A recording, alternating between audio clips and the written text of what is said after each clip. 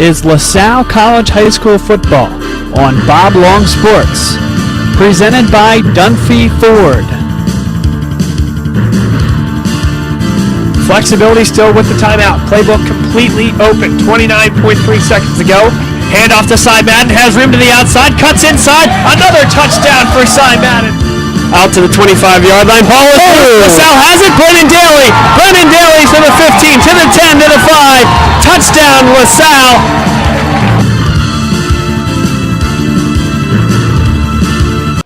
And we welcome you back into our broadcast booth here. This is LaSalle College High School football live on Bob Long Sports. Bob Long, Jason Bempa, Chris Carabello once again for introductions. Guys, we have a phenomenal game here. LaSalle against McDonogh. We're down here in Baltimore, Maryland, and as you may remember, we had the opportunity, or almost had the opportunity, to come down and call this game 2 years ago. A massive set of storms came in. They canceled that game altogether, and so LaSalle versus McDonogh that year did not get to happen. So we restart this 2 years later, and two of the top programs in their respective areas, LaSalle 1-0, McDonogh still 0-0. They had a game scheduled last week. That game was canceled, and we'll explain that in due time. But guys, I'm really excited because you have some Division I talent on both sides. Chris, we'll start with you. This LaSalle team has some guys that really are looking to escalate to the next level, but of course, big opportunities at the high school level as well here. Yeah, I mean, you have two of the top defensive players in the area in Zobel and Trainer. And then on top of that, you have a dual-threat quarterback in Isaiah Jones. All three Division I prospects, two already signed. So, I mean, I think, and they're going to meet a similar opponent with that, with a similar level of talent. Yeah, exactly what Chris said. We have Isaiah Jones on offense, and we have Zobel on defense. This is going to be a really good game tonight. We're excited for it. We'll now turn your attention to the field here as we prepare for kickoff between the LaSalle Explorers and the Eagles of McDonogh High School out of Baltimore, Maryland. And this is an absolute beautiful facility we're at. I mean, let me take that back. It's a beautiful campus. I would say we're nestled in the southeast corner. It's so massive, it's kind of hard to tell where you are. But I mean, you pull up to cornfields, and then what lies beyond is really quite magnificent. And it's a gorgeous grass field. At first, I was a little surprised that it wasn't a turf field, but in talking to former head coach Drew Gordon, he said it's about as nice a grass surface as you're ever going to get. He described it as NFL grass, and it's only used for games. So it gives you an indication of the quality of the turf. McDonogh dressed in the orange, LaSalle in the white tops with the gold helmets and the blue pants. It'll be Harrison Beatty, the kicker for McDonogh. And back deep to receive for the Explorers, Troy Holland, number 1, and Devin Smith, number 10. The 1-0 LaSalle Explorers coming off a win against then top 10 in the state, North Penn, and now ready to take on number 3 in the Baltimore area, McDonogh High School.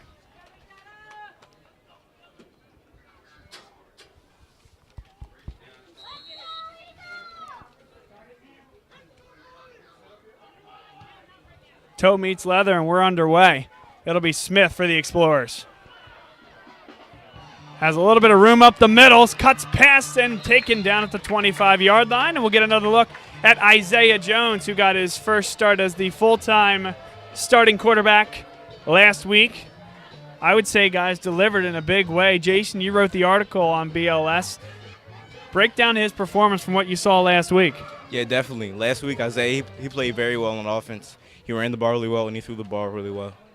He combined for about 240-something yards. So total yards from scrimmage for Jones. That's a great job to get anywhere over 200.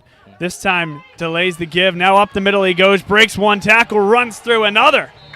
A 13-yard gain and a first down for Isaiah Jones right up the middle. That's a similar start to last week. North Penn really didn't have an answer for Isaiah Jones, the runner, and similar start here at McDonogh. Keep an eye on number 55 for McDonogh, P.J. Mustafer, a senior defensive tackle at 295 pounds. Sits in the one technique right off the right shoulder of the LaSalle center. The give is to Keyless. Not a bad gain of about 3 yards. but Mustaford to complete the story there, and he's got a story to tell here tonight against a really good LaSalle team, but has been recruited and now has committed to Penn State University, a 4-star recruit. And in August, also accepted an opportunity to go to the Under Armour All-America game in 2018, right after the new year. Second down and 7. Here's the jet sweep to Smith. Burnham ahead blocking. Smith lost his footing and is hit hard right at the 45-yard line. But should be third and manageable after the good 3 or 4 yard gain from Devin Smith. Yeah, it looks like it's going to be about 3rd and 2. They gave him a favorable spot all the way up just inside the 47-yard line. And they need a little bit past the 48 for a first.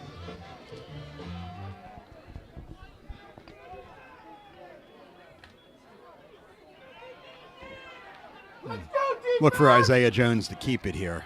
I was thinking the same thing. The give is to Keyless. He's hit in the backfield. Won't get back to the line of scrimmage. 4th down, and McDonough's going to get off the field. Pretty surprised. I was thinking Isaiah was going to keep it on that one.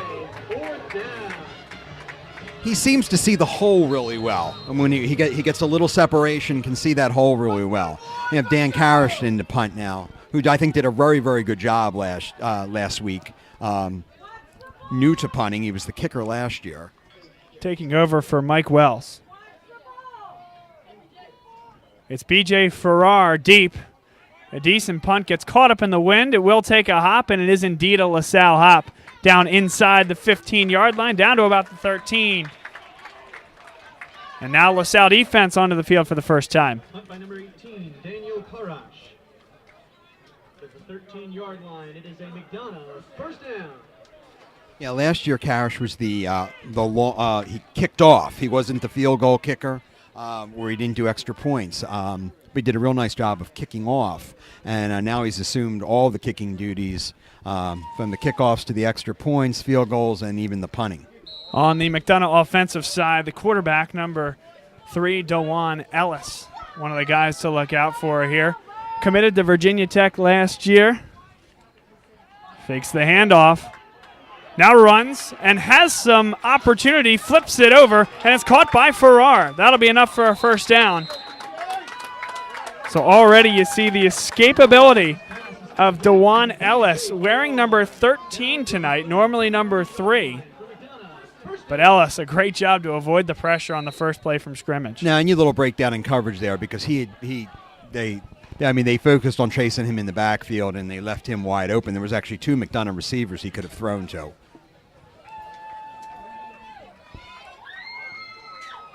That's a gain of 21 yards.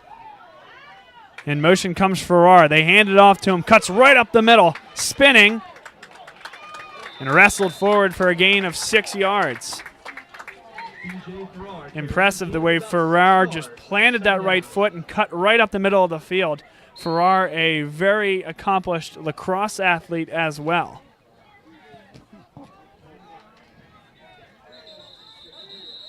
Now LaSalle player down in the defensive secondary just past the 50-yard line. Devin Smith.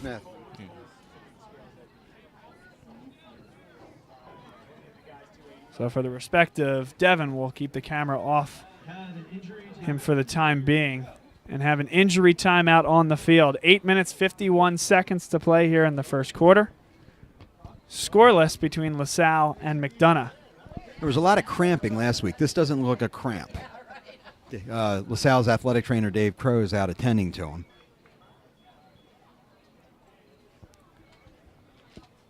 Yep, He's moving his knee, so that's good. It is good. We'll take a quick break and come back. And again, Devin Smith on the field for the LaSalle Explorers.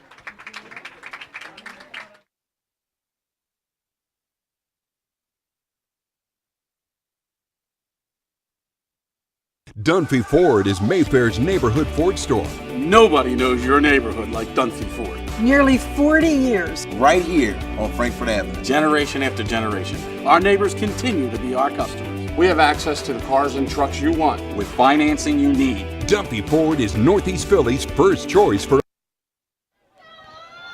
And Smith quickly off the field. You love to see that. Now it's 2nd and 4. The give inside.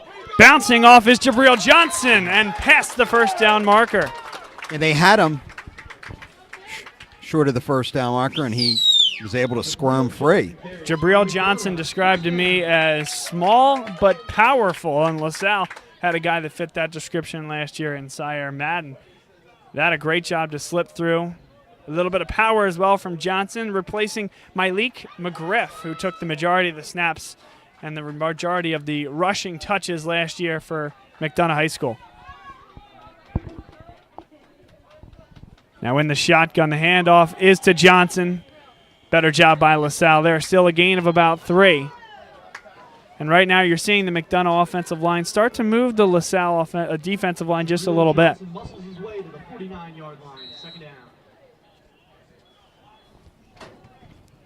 7 minutes, 54 seconds to play in a scoreless first quarter.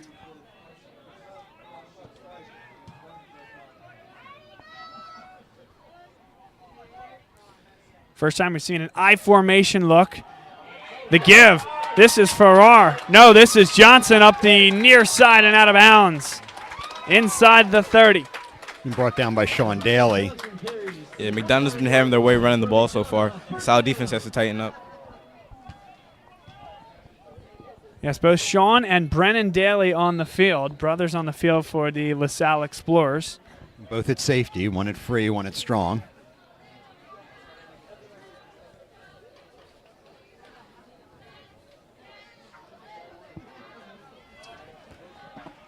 So far, it's been DeJuan Ellis at quarterback, Jabril Johnson at running back.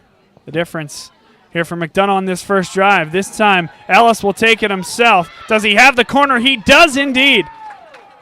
Nearly a block in the back wasn't called, and Charles Roten in there on the stop. Yeah, he was able to get it outside of Brennan Daly, and he had some open space on the right side. An impressive first drive for the Eagles of McDonogh High School, dressed in orange here this evening.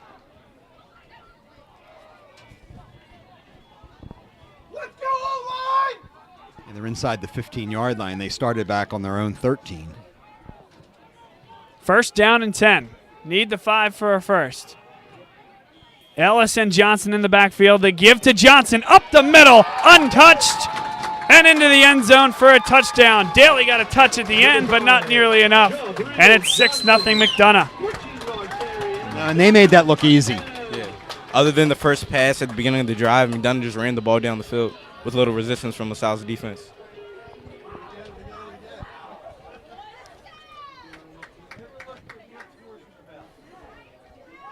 So an 87-yard drive on the first drive of the game for McDonogh, and they lead 6-0.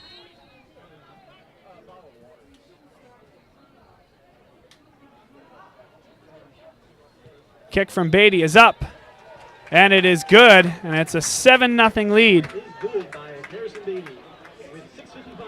So, opportunity now for LaSalle to get the ball back and to get a response, because that was quick and painful for the LaSalle defense, and it was the speed of Jabril Johnson that really was the difference.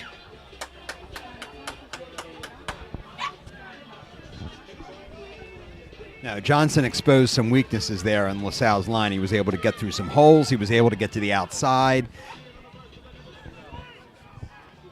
This is a team, Chris, that didn't give up a touchdown last week until the second half against North Penn, and that was with a short field after an unfortunate bad bounce off the helmet of a LaSalle Explorer while they were trying to cover a punt. This, an 87-yard drive. Now, North Penn last week they never mounted a drive like that at all.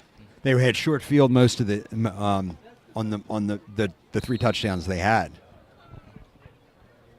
So now Beatty to kick it deep. Again, Holland deep to return along with Octavius Carter.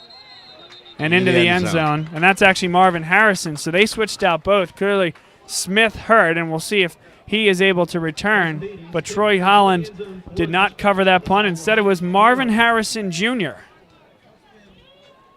the freshman sensation for LaSalle College High School. Got a touchdown in his first game. He did. Last week. Came at a crucial point in the fourth quarter. It was. Was able to get open in the end zone, and Isaiah was able to find him. That was after 3 straight touchdowns for North Penn. Now Jones throws it out wide. It was tipped and incomplete. It hit the turf before it could get to Holland. Great job by the defensive line. Devon Ellis made the tip at the line of scrimmage.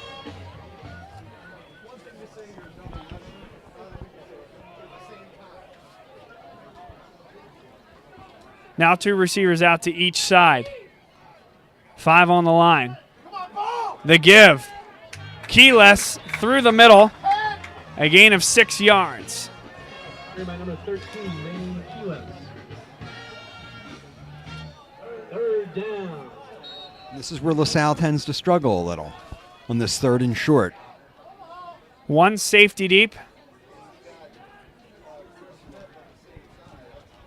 Brett Gordon changes the play on the sideline. McDonogh stays in the 4-3. Now Jones rolls and throws. It's caught and enough for a first down. Troy Holland just sits down about 6 yards from the line of scrimmage.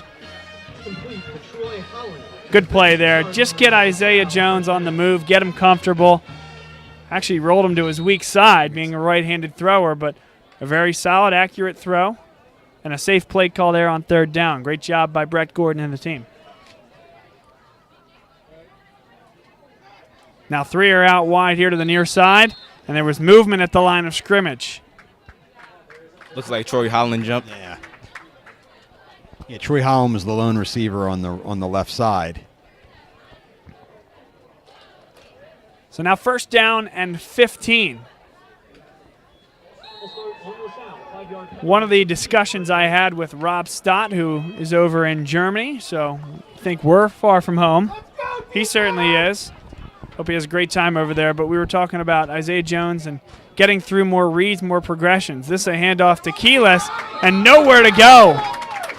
May have lost a half a yard. Will be 2nd down and 16.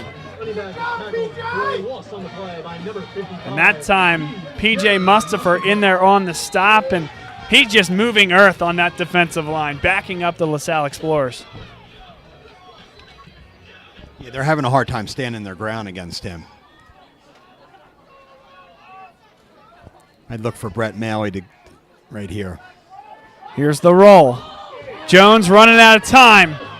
Now turns it upfield and stays along the end line. Was hit late, but it went out of bounds just shy of the 40-yard line. Not a bad run there from Jones. Seemed like he was going to run out of space, but gets about half back. Yeah, it's the best part about Isaiah Jones' game. He's a dual-threat quarterback who's able to make plays with his legs. Now, I think a good no call. The hit wasn't very hard, but did you see where he got actually clipped in the middle there? That was about 5 yards after the spot where the referee ruled him out of bounds. Yeah, I thought he was out of bounds much later than that. Jones throws. Malley caught past the midfield stripe and enough for another 1st down. Brett Malley, I thought he was, if you were going to give out the stars last week, I think he was one of them. He made 3 tremendous catches, 2 of them down to the 1-yard line, and then they gave him a chance to get the touchdown, which he did. Yeah, since last year, even as a sophomore, he's always performed in big games and always made big catches. LaSalle was very successful with the run last week, which set up those opportunities for Malley. Now it appears they have to lead with the pass. Jones runs through one of the defensive linemen, a good run for about 5 yards. See, this is what I don't think that not only doesn't McDonogh, I don't think a lot of teams have an answer for that. On a lot of plays, it seems as if Isaiah is too big and too strong. Tell you what, you have 2 strong guys going at it there. Isaiah Jones, the senior, and Greg Penn, number 33. Guys, a 6'3" freshman linebacker. Wow. Getting the start.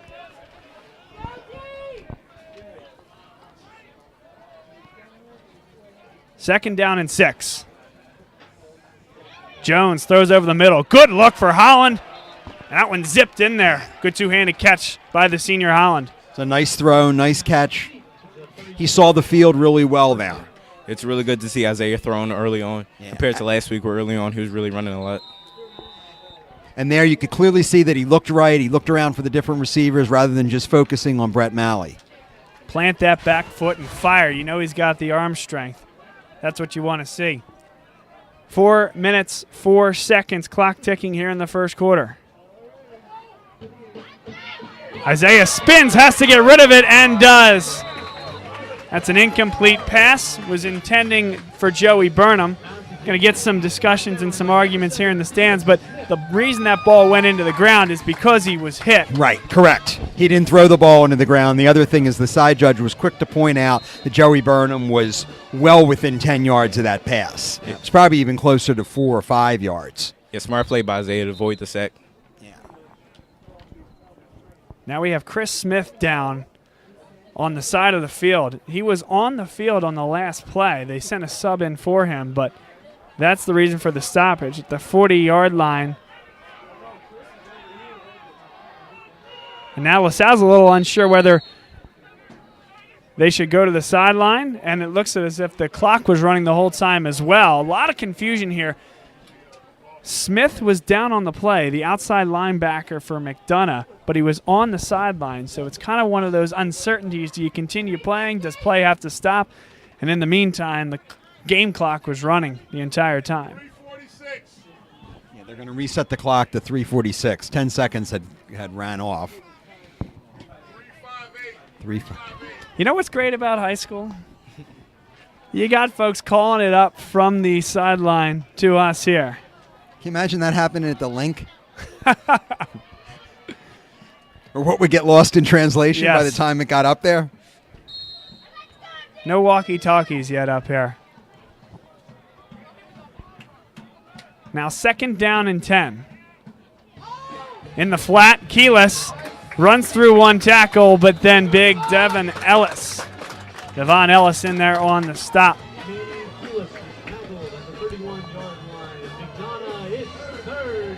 Guys, one thing I've been very impressed with, we talk about the power. Ellis has made the tip on one of Jones's balls, and of course Must for getting into the backfield. That time it's the lateral movement of Devon Ellis to get on the outside and make a play on a really quick running back.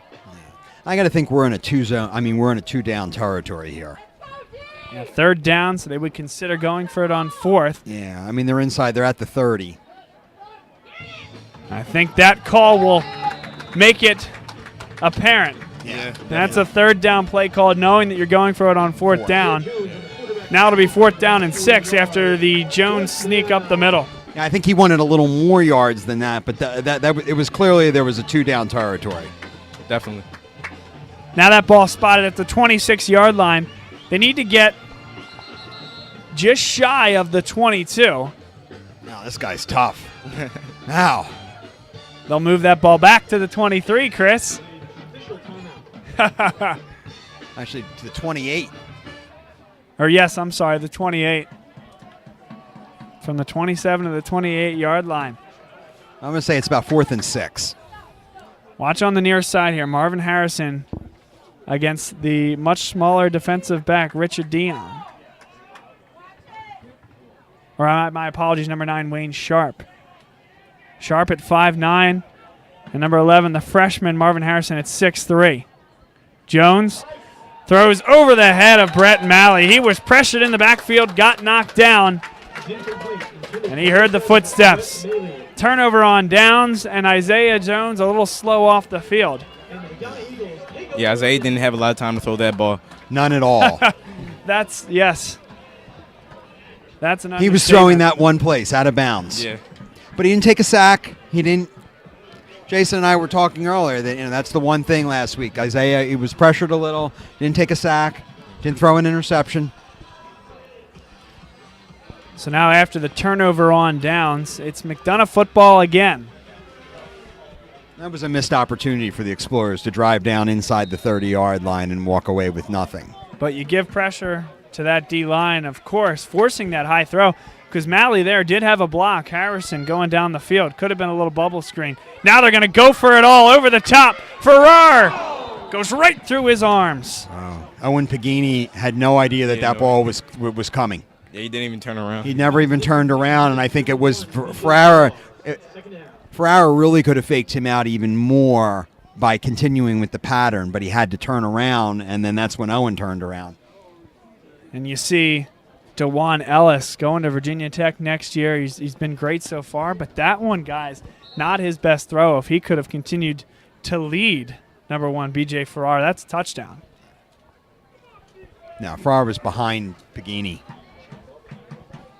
which is something the Explorers are going to have to work on. They had some trouble with that last year. They're going to have to make sure that their secondary can stay with these receivers. Jabril Johnson spinning ahead, a gain of 3 yards.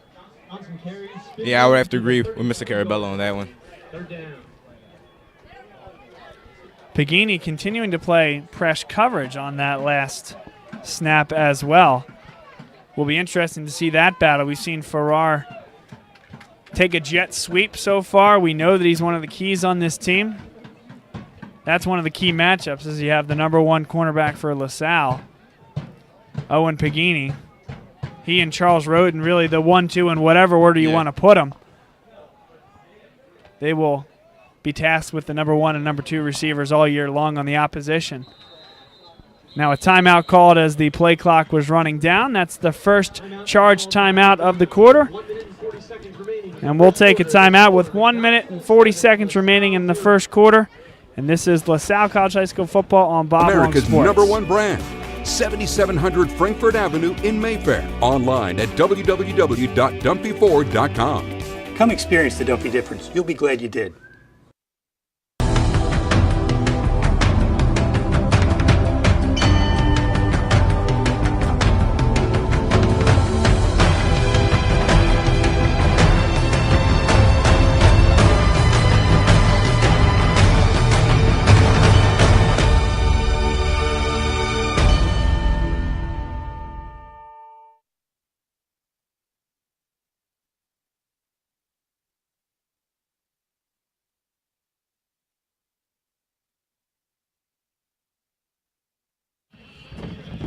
Welcome back once again, just outside of Baltimore, Maryland. McDonogh High School for LaSalle against McDonogh.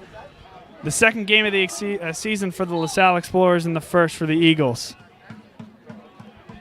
3 receivers out to the near side. And they'll pull and look that way. The quarterback will run with it and stay in bounds, slide out just shy of the 40-yard line. That will be close as they put it at the 39-yard line. He is fast. There's no question about it. They had. Looks like on the 2 sides of the field they're having some discussions. The ball on this side looks at about the 36 or 37. On that side, the referee had it up at the 39. Now the other side referee with the stake is back at the 34. Everybody's a little confused. Well, actually just one person is confused. Now we're going to have a measurement. That was funny to see that one official on the far side go 2 yards the one way, go 4 yards the other way. It will be close, and it will be blocked out by the McDonogh players, but it is very close. So that was 3rd down and 7. Now will be 4th down and very short. What do you do here if you're McDonogh? Oh, you're going to go for it. LaSalle's not had much of an. Yeah, I'll probably call a QB sneak right now, or they might just hand it off. But, yeah, they're definitely going to go for it. All right, we'll see if the LaSalle defensive line can stand up. I mean, this is a big test for the Explorers. If they can make the stop here, that'll make a big swing in terms of the efforts of the LaSalle defense. But I mean, this is 4th and very short, and the Explorers have not had an answer. They have not had an answer for the McDonogh running game. If they could get the stop, it'd be major. It would put them right in scoring position, but this is going to be a very hard stop to make. They line up the big boys on the line. Mustafa, the left tackle, in the I formation. Big test right here. LaSalle putting a lot of guys up in front. It is a sneak, and that will be enough for a first down. Yeah, second effort's out. Yeah. He got down low, and they pushed him right through. Good play there by exactly DeJuan Ellis. Exactly what you called, Jason. Yeah.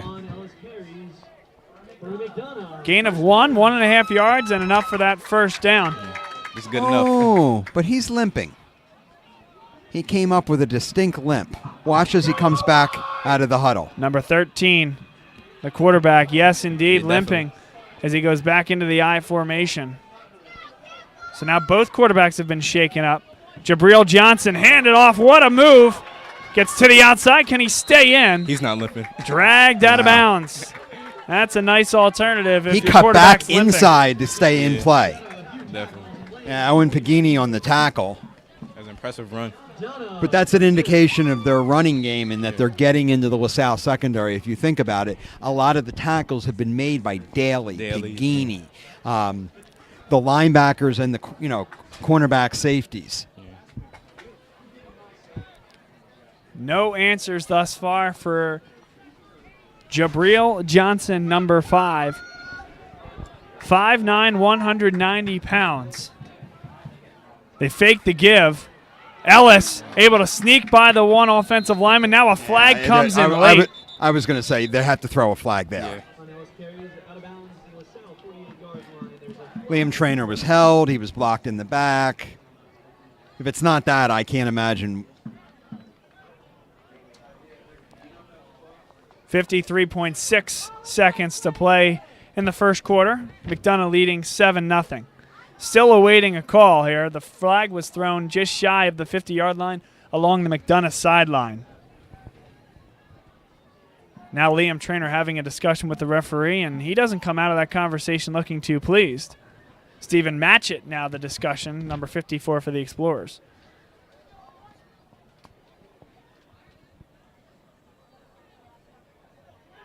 And now they'll walk off that penalty.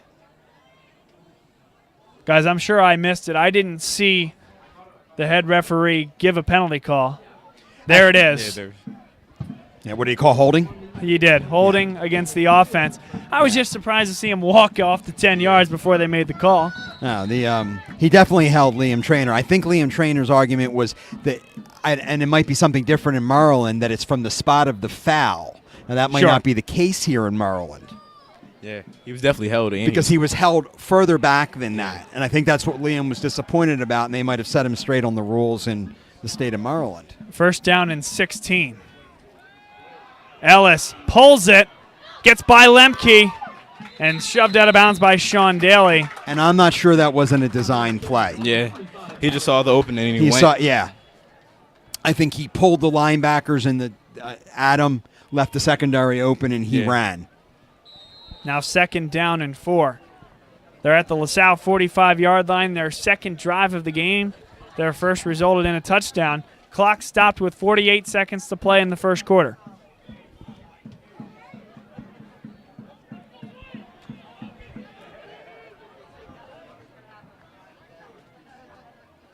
There was movement early, and the call was made. A bit tardy with that flag, but it came nonetheless. The hard count, very effective from Jawan Ellis. He unfortunately his own team jumped. Yeah.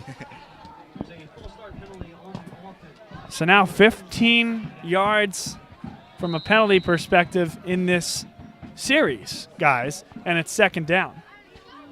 Hopefully this time the Explorers can capitalize on it. Yeah, they're going to need to stop them here. I still think you look at 4 downs. Well, I think you are. I think if they can't stop them here and they get inside the 40, you're going to be in 4-down territory. Yeah. Here's the handoff to Johnson. Hit hard and knocked down. 3 yards from the line of scrimmage. A great job there by Colin Hirschman, number 56, to plant him where he was initially contacted. That's been the issue so far for LaSalle. It's when he's been initially hit, they haven't been able to finish the job on Jabril Johnson. Yeah, it's yards after contact. He has to blame him tonight. They have to stop him after the first contact they make with him. Now LaSalle will get a little smaller on the line, and big Ronnie Ross will come off the field, and Kitsnetsov coming in his place. Anticipating pass here on 3rd down, so you want to get the edge guys on the line. And another flag. They jumped again. Now that's a delay of game. Oh, delay of game? So that's now 20 yards on this series. 3 separate and distinct offensive penalties against McDonogh. And it will be 3rd down and 12. Yeah, right here the Explorers, they need to stop 3rd down and 12. The penalties helped them. Yeah, we need to see their punter. Yeah, we do. It will be either Harrison Beatty or Grayson Lawrence. This should be the last play of the first quarter. These officials are having some trouble understanding where to spot the ball here.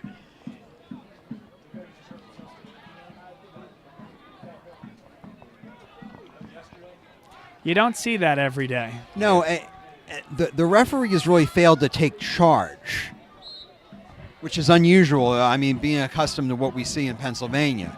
One safety deep for LaSalle. Ellis rolls, throws over the top, has a man, underthrown, and it's dropped. Frank Joyce was burned. Yeah, that was a really close one. He has to turn around. Yeah. And that's one. Frank Joyce had no idea that ball was coming. He was with the receiver, but he had no idea that the ball was in the air. You see a lot of speed here. B.J. Farrar, he was the one that dropped the last ball in which he had Owen Pagini beat. Straightaway speed, no doubt that kid has it, but at least so far, you see. He's dropped 2 touchdowns. Unfortunately, they're both in the same series, but yeah. And if you're the LaSalle secondary, Frank Joyce on this one, and this is the toughest skill to learn, and this is what the really great college and pro players can do. Begin to read those eyes, especially with a guy like Farrar at the high school level. Most of these high school receivers haven't mastered the skill of decoying those eyes until that ball's there. So when you see him start to put those arms out, when you see those eyes go up, stick a hand out there, and LaSalle lucky. Yeah, Frank reacted well. Unfortunately, it was late, and he was lucky that the ball was dropped. End of the first quarter, beginning of the second, and that's the quickest first to second quarter transition I've ever seen. No break at all. Here's the punt. It's a low one. Chases Holland back, and it chases him out of bounds at the 16-yard line. So a good punt by Grayson Lawrence, number 47. Didn't get a lot of hang time, but made up for it by the fact that he didn't give Holland an opportunity to return it. No, and it was good that he actually did field it and go out of bounds, because if that had hit the turf, I think that would have gone at least 10 or 15 yards in the wrong direction. Sure, maybe take one of those side hops coming back the other way into the field. Just the way it was kicked. 11:54 to play, second quarter. It's 7-0 McDonogh. McDonogh, the third-rated team in the preseason in the Baltimore area, and the third from the MIAA. Danny Selecki into the game, hands it off to Manny Keelis. So was Isaiah Jones hurt? We saw him limp off the field the last time he was out there. Yeah, I'm not sure about that situation. Carries 1 yard gain, second down. For the time being, and we'll see if we can get eyes on Isaiah Jones over there, guys. See, we can't see the trainer's table. We can see it. I just am not sure who's on it. Right. There's activity in that area. There is somebody sitting on the table. Yeah, it's definitely Isaiah Jones. Yeah. Odds are that's Jones. Now Selecki, the backup quarterback, throws it, and that's well short of Marvin Harrison. 3rd down and 8 upcoming. Selecki got a chance last year in spurts when Tom Lamort was struggling against Archbishop Carroll. And, of course, had opportunities in games that LaSalle was up big. Now a senior, kind of in the same type of role that Lamort was last year. A second stringer and Lamort got to start the whole year with the injury to Jones. It's a big opportunity for Danny. Shotgun snap. Takes the 5-step drop, now runs out of trouble, but runs into some more. It's the defensive line once again. Greg Penn, the freshman linebacker. And that's the difference between Isaiah and Danny, where Danny's not as mobile as Isaiah is. Yeah, Isaiah, he usually creates with his legs in situations like that, but that's not Danny's game. Now Daniel Karish, he has his heels on his own goal line. B.J. Farrar set deep to return. You see McDonogh, one more man late onto the field, Giovanni Procaccini. This kick will take a hop, and it is a LaSalle hop. And it was tipped by the Explorers, I believe, at the 49-yard line, and that's confirmed by the referees. Might have been Joey Burnham sliding down there just shy of the 50. Guys, I'm not quite sure why you have B.J. Farrar playing so deep. He had his heels at about the 47, 48-yard line. That's a heck of a punt here at the high school level with Karish's heels on the goal line. I'm quite surprised they've let 2 drop in front of him. They probably did not need to. No, and it's not a warm night whatsoever. Yeah. It's a little damp. It's a little cooler. So that wasn't going to help his punt. Now a stoppage on the play. 2 flags on the field.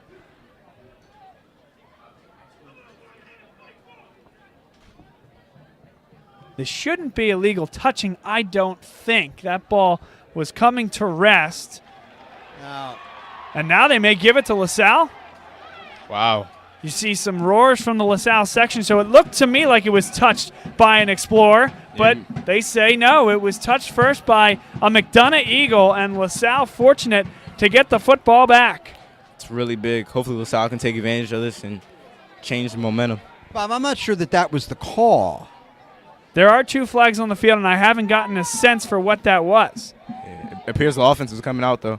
Yeah. Now, maybe the flag was thrown in the indication that it would be an illegal touching, and then there was an overrule. No, Bob, perhaps. I think the call is that the McDonogh player touched it and LaSalle fell on it. Because if you look at where the ball is placed. That's absolutely the call. I just don't know what the flags were. And Don D'Amico, I think, is having that same discussion. It also looked, now far side of the field here, looked to me as if it was the LaSalle Explorer player that touched it first. And which is what, I thought the same.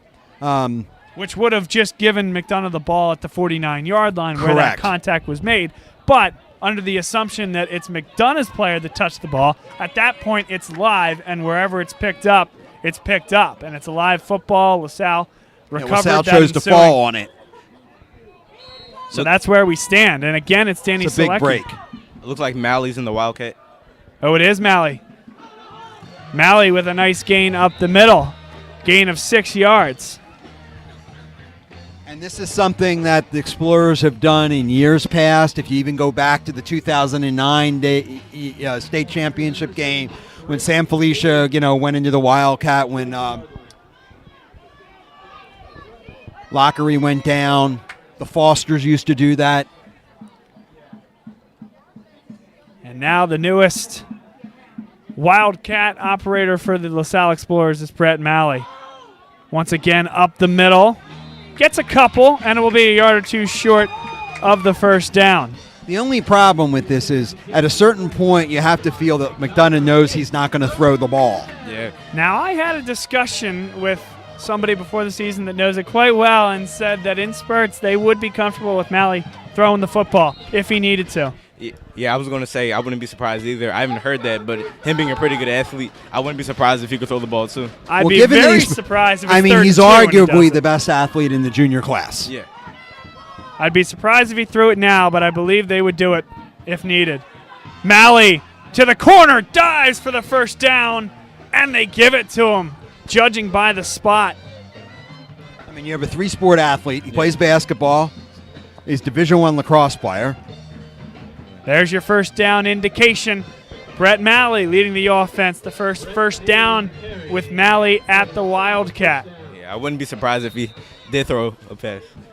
By the way, have to give a shout out to our man Bill Wasilenko, unable to be here today, and we wish him the best. Understand that he's heading to a funeral, so all the best to him and his family. The jet sweep to Harrison. Harrison to the outside. Harrison knocked out of bounds.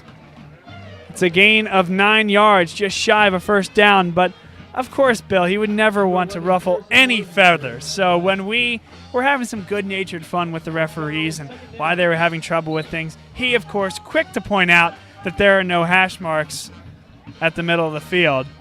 So that is part of the struggles. Understood, Bill. As nice as the field is, there are no hash marks. No. He's absolutely right. And I understand, Bill. Totally with you. It has been somewhat comedic up here, nonetheless. Second down and short. It's about 2 yards he needs for a first down and a flag. Delay a game. Actually, that looks to me like it's a false start. False start. And indeed, it is a false The clock start. had expired as well, so they could have called either. So now 2nd and 7.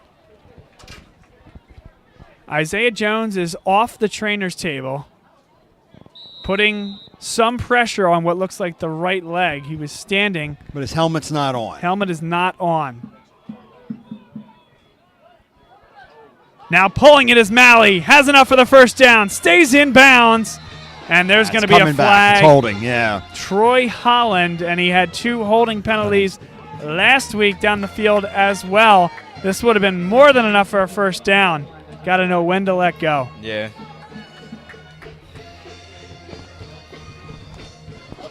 Even though they had a few penalties on this drive, it's pretty impressive to see what Malley's been able to do in the Wildcat. Not throwing the ball once. Not even faking a throw. I'm surprised McDonogh hasn't caught on, but it's good.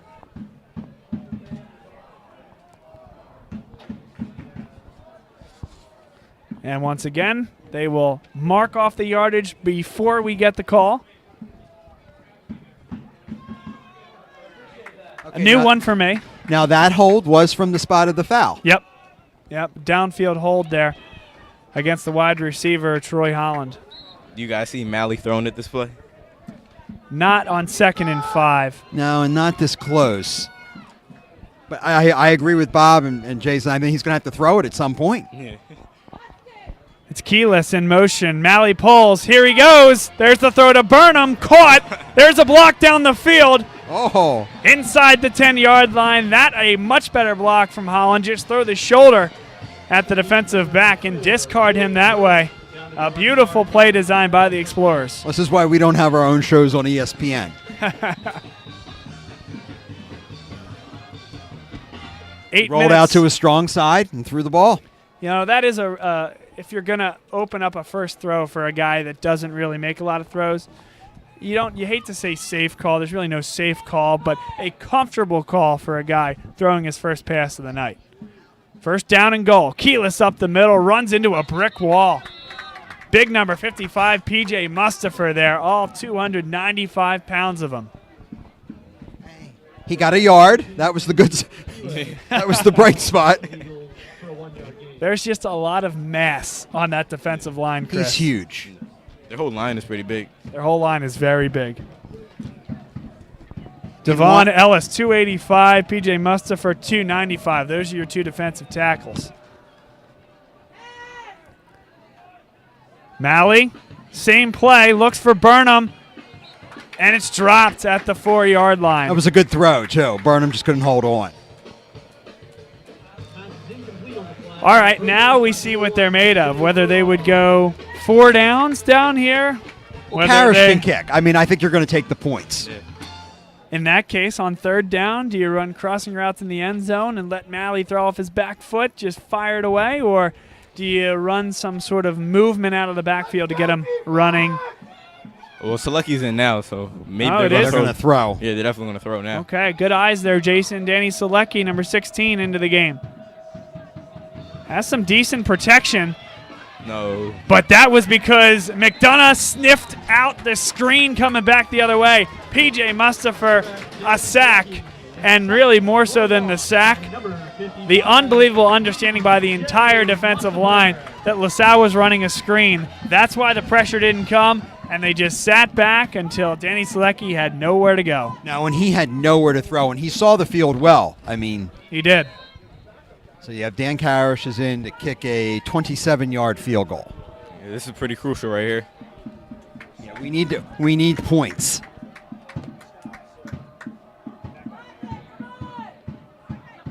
Parrish's kick is low, and it is no good. Pulled to the left. Still 7-0 McDonogh. Devin Smith back out on defense. That was not a good kick. It was pulled. One of those low stingers. Yeah, it was a low stinger. It's hard to see whether the hold was good. He did have some pressure coming in from the right side. Personally, on the 3rd down, I would like to see Malley stay in the game at quarterback to see what he could have done. The only problem with that is you lose maybe arguably your best receiver. At a point in time where you needed it was a passing situation, you don't have your best receiver on the field. This, I believe, crucial with 6:34 to play in the 2nd quarter. LaSalle looking to get a stop. Now a deep throw over the top. Catch is made all the way to the house.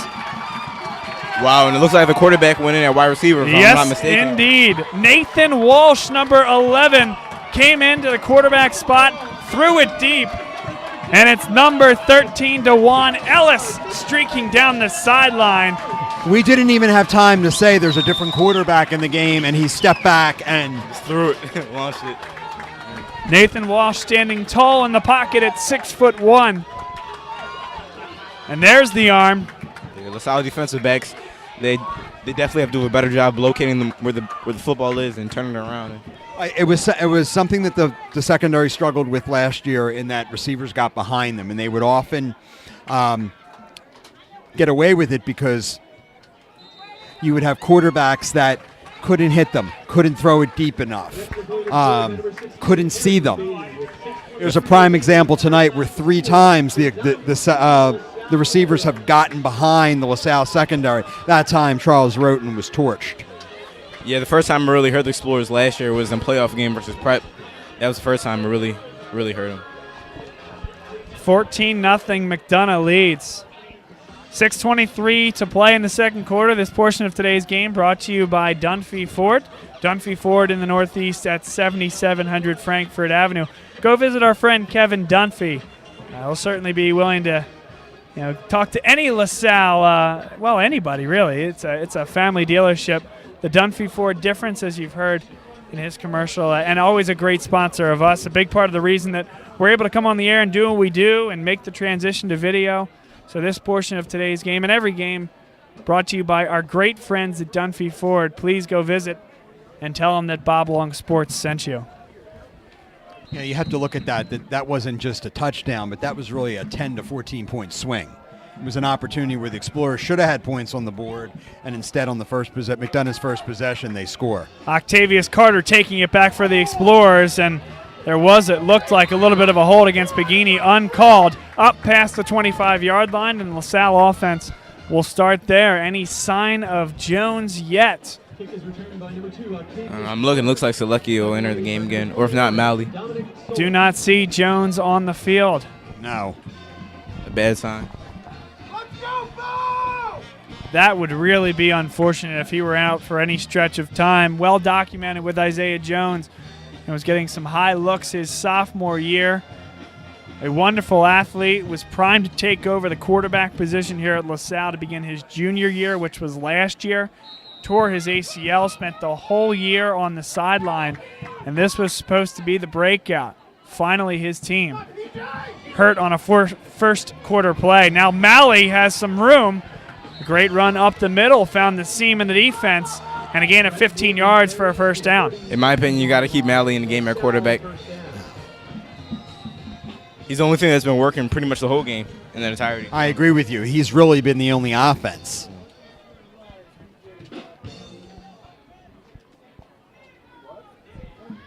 For the time being, they platoon between Brett Malley and Danny Selecki. Malley has taken more snaps in the limited time since Jones went out. Malley cuts up the field, running off tackle. Not a bad gain of about 3 to 4 yards. 2nd down and 6 upcoming.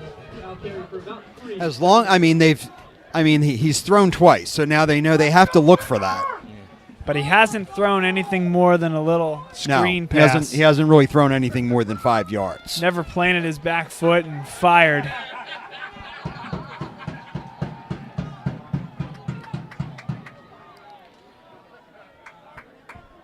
Five minutes, 11 seconds to play in the second quarter. Malley. Great cut. And another cut for a first down. 10-plus yards on the ground. Give him 12 for another first down. And Malley really keeping this ship afloat right now. And if you watch the secondary, they're almost standing. I mean, particularly the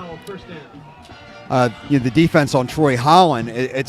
They're almost not covering them. I mean, the cornerback is cheating in closer and closer in case he has to make a tackle. Still impressive that Brett Malley continues to find yards every play. Yeah, 2 defensive backs along with 1 safety. The rest in the box. Keyless up the middle. Not a bad gain again. 3 yards in a cloud of dust. 2nd down and 7 upcoming.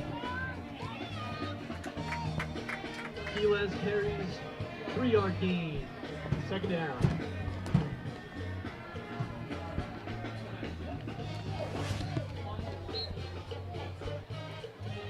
Malley coming back to the huddle, playing quarterback, wearing the same number 7 that one Tommy Lamort wore last year as the starter for LaSalle.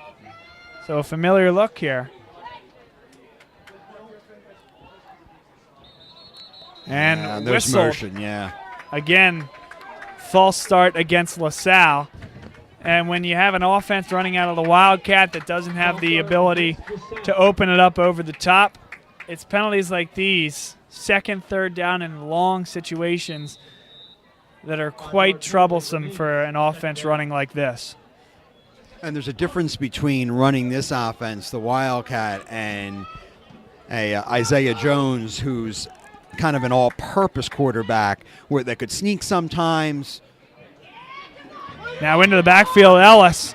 Malley avoids him and gets out of bounds, scampers forward for a gain of 5. Right back to about that 3rd down and 7 position where they stood before the penalty on 2nd down. Let's see if they bring Selecki in because they're going to have to throw the ball or they're going to stay in the Wildcat. 3 minutes, 37 seconds to play, second quarter.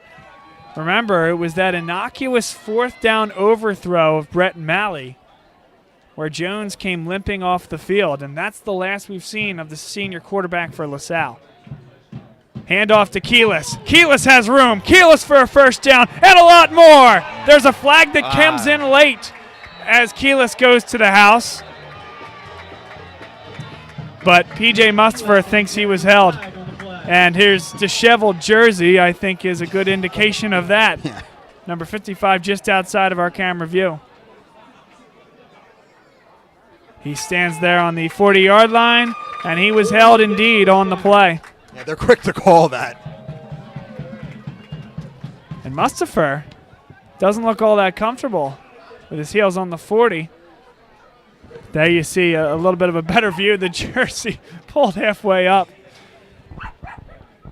Before I walked over into the stadium, I did a little exploring of one of the buildings looking for a restroom. LaSalle exploring, I see. I found myself like outside the McDonogh locker room, and he came walking towards me. He's huge. Huge. You didn't feel like getting in the on the offensive line and letting him go one technique against you? No? No, I actually ducked into the water fountain so he could go by me. The timeout now on the field. That looked again to occur right at about the 1st down marker, Chris. That hold against Mustafer. Again, a downfield hold, which brings it back to 3rd down and 10 from the original 1st and 10 marker. The third and 7 is tough with this offense, but the 3rd and 10 is just even harder. And I think that call, again, tells you that they probably would have gone for it on 4th down. The off-tackle handoff to Keelis. But like you said earlier, Bob, sometimes they need to know when to let go. He got enough yards to begin with before the hold occurred. Even if they didn't get the 1st down, they could have had a closer 4th down. Sure, right, and then you get into a running situation. Yeah, Jason, that's a real good point. The hold didn't take place as he was going by. The hold took place when he was past him. Oh, did it? Yeah. Yeah, well, the hold really didn't create the hold. The hold didn't create the hole. Yeah, it was already there. They tried to get him more yards going upfield. And now 3rd down and 10. It now creates a 3rd and long situation. Octavius Carter in motion. Faking the give. Malley up the middle. And he'll be short. A really nice job for McDonogh. And we have a 91 on the roster. Or we have a 91 on the field. No 91 on the roster. So apologies. Don't know who that was, but the defensive end there just planted his foot in the backfield on the outside, forcing Malley to go one place and one place only. Back into the help in the middle of the field. A great play by the nameless number 91 on the McDonogh roster. No, I don't see Dan Karish on the field. And now we have a second copy of a roster, Griffin Catlett, number 91. So thank you, Jason, who located that second roster. Now 3 and 2 seconds on the clock. LaSalle will burn the timeout.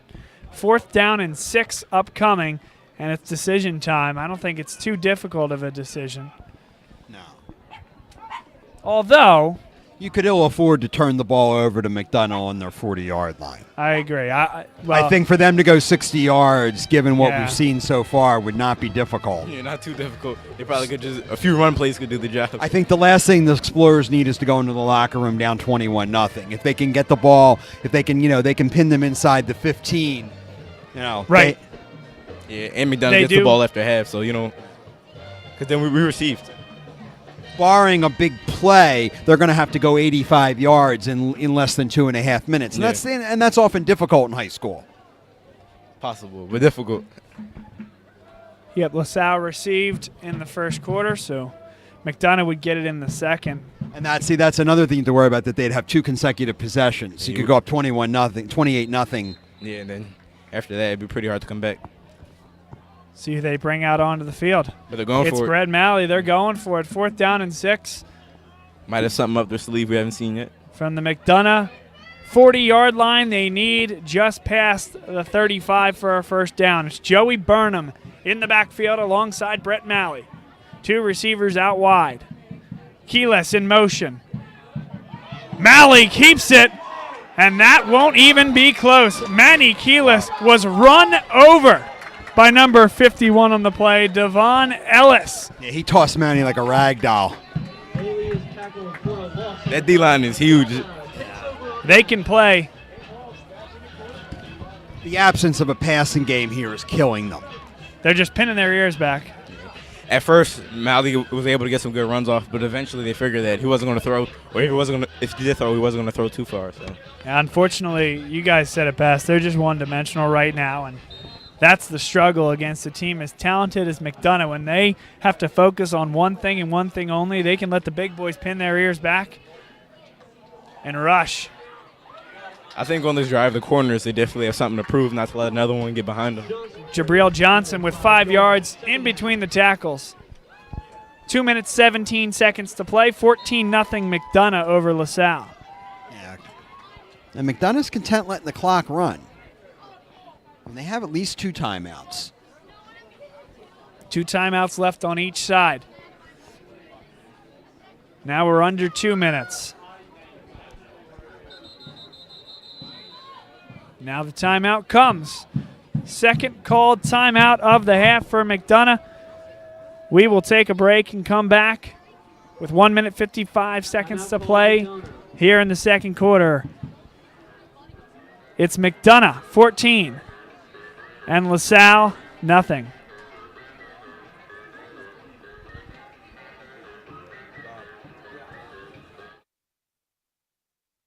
Dunphy Ford is Mayfair's neighborhood Ford store. Nobody knows your neighborhood like Dunphy Ford. Nearly 40 years. Right here on Frankfurt Avenue. Generation after generation, our neighbors continue to be our customers. We have access to the cars and trucks you want with financing you need. Dunphy Ford is Northeast Philly's first choice for America's #1 brand. 7700 Frankfurt Avenue in Mayfair. Online at www.dunphyford.com. Come experience the Dunphy difference. You'll be glad you did.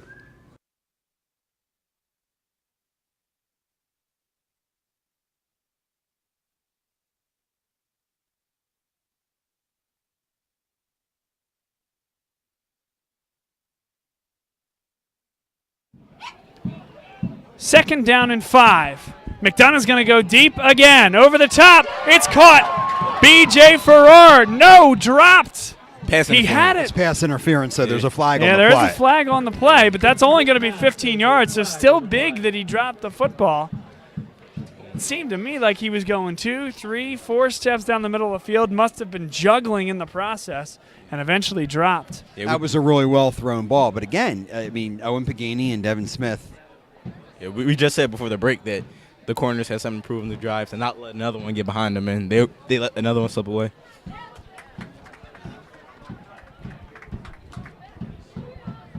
Chris, the only other thing this could be, did they make the call already? Well, they're moving it 15 yards up the field. And if it was illegal contact or defensive holding, you'd be looking at a lesser yardage. But indeed, they called the pass interference. And once again, McDonogh continues to move down the field. Now a minute 48 to play in the second quarter. Yeah, they have to locate the ball in the air.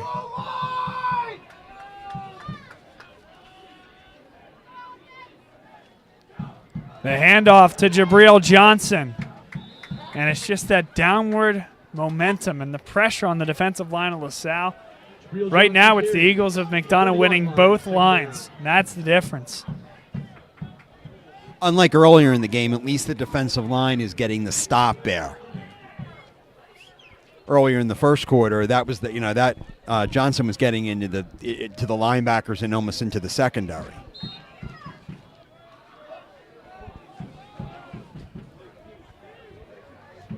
Play clock continues to run. Number 13, Dewan Ellis, having a discussion with the head coach, Dom D'Amico.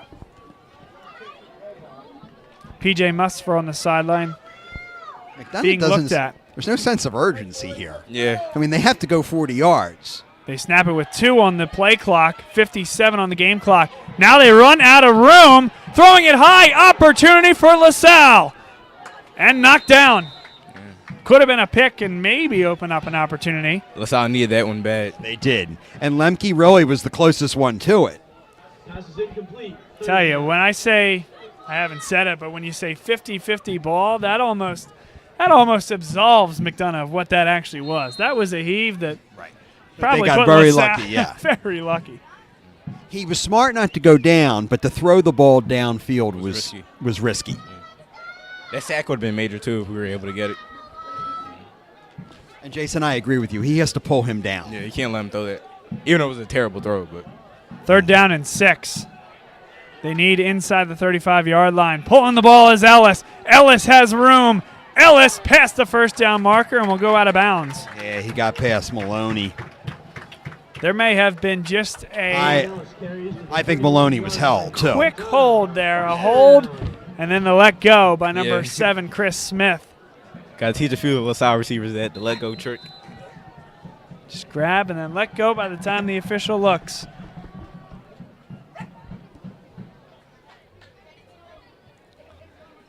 .4 seconds on the clock. A new set of downs for McDonogh. It's necessary to get a stop on this drive. You don't want to see him score before halftime.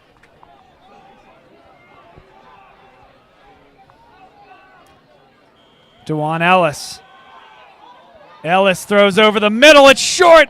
Slipping on the play was Devon Smith. Almost made the play. If he doesn't slip, he picks that off. And has room to run. Yeah. So now you have Ellis making 2 very suspect decisions, Jason, on the final drive of what could be the final drive of the half. Yeah, on both times, LaSalle actually had a chance to pick off the ball, but were unsuccessful. In the second half, they definitely have to capitalize on those opportunities. They have to continue to apply pressure. If you know, both forced passes were with pressure. Yeah, that is true. Getting him on the move. That's his first instinct, is to run. Yeah. Get away from pressure. And I think, as we've seen, maybe a little bit more struggles for Ellis throwing the ball on the run. He nearly drops the ball and is leveled. That was a gift. Colin Hirschman gets the sack, and LaSalle very content to let the clock run. Now a flag comes in late. Oh, it's going to be unsportsmanlike on somebody. Came after the play. Maloney puts his palms to the sky. Could it be him? No, it's against McDonogh, as you see on the center of your screen. So that now, big break for the Explorers. 21.8 seconds to play. The clock will start on the official's whistle. Just one timeout for McDonogh. So they may need to use it either now or get up and be ready to play. Yeah, what do you call unnecessary roughness? I didn't see it, personally. A personal foul. I have to assume it was unnecessary roughness. Now this should start, correct? Yes, indeed. Clock starts. 20 seconds. Now down to 18. Does McDonogh see it? Do they care? 3rd down and really long. Now down to 11 seconds. And they'll give it off to Jabril Johnson. Johnson down to the 42-yard line. Do they elect to burn the last timeout? Down to 1 second. No, we're going to halftime. That's the end of the first half. Surprising, decided to go downfield and test LaSalle's corners again. I would have gave it one more shot. I think LaSalle's very lucky that it's only 14-0. And even the 14-0, clearly the Explorers had an opportunity to score there. Getting the ball inside the 15-yard line, but not coming away with any points, and then McDonogh striking right away with the long pass. That's the turning point in the game so far. Your score at half, McDonogh 14, LaSalle nothing. We'll take a break. Then we'll come back and talk some LaSalle football and what they need to do in the second half, and then some highlights from last week's North Penn game. Stay tuned. This is Bob Long Sports coverage of LaSalle football, brought to you by Dunphy Ford. Dunphy Ford is Mayfair's neighborhood Ford store. Nobody knows your neighborhood like Dunphy Ford. Nearly 40 years. Right here on Frankfort Avenue. Generation after generation, our neighbors continue to be our customers. We have access to the cars and trucks you want with financing you need. Dunphy Ford is Northeast Philly's first choice for America's #1 brand. 7700 Frankfort Avenue in Mayfair. Online at www.dunphyford.com. Come experience the Dunphy difference. You'll be glad you did.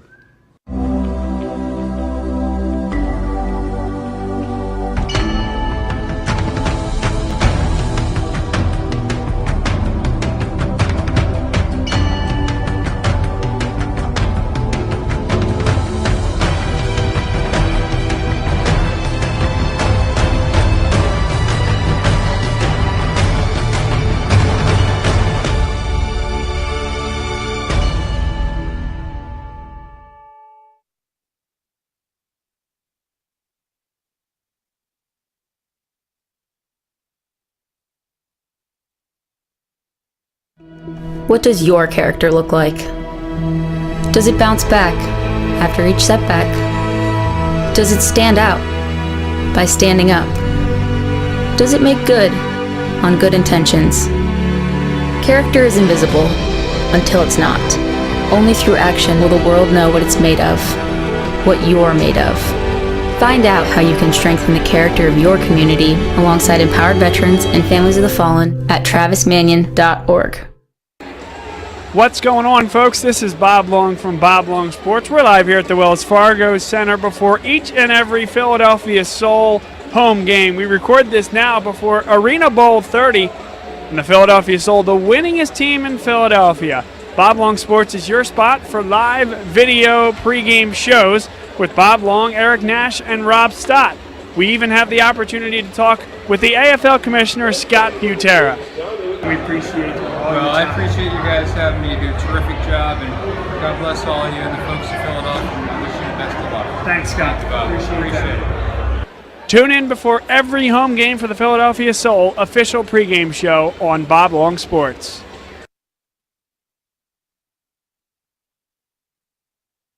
.8:25 to play here in the first quarter. LaSalle able to stop North Penn after a couple of first downs on their first drive. And now for the first time this year, the LaSalle Explorers offense is onto the field, led by Isaiah Jones. 2 years ago, Rob, he played behind Chris Ferguson, was a change-up look type of quarterback. Last year was supposed to be his team. Well documented, the ACL tear, now back full strength and ready to go. His first snap from the shotgun.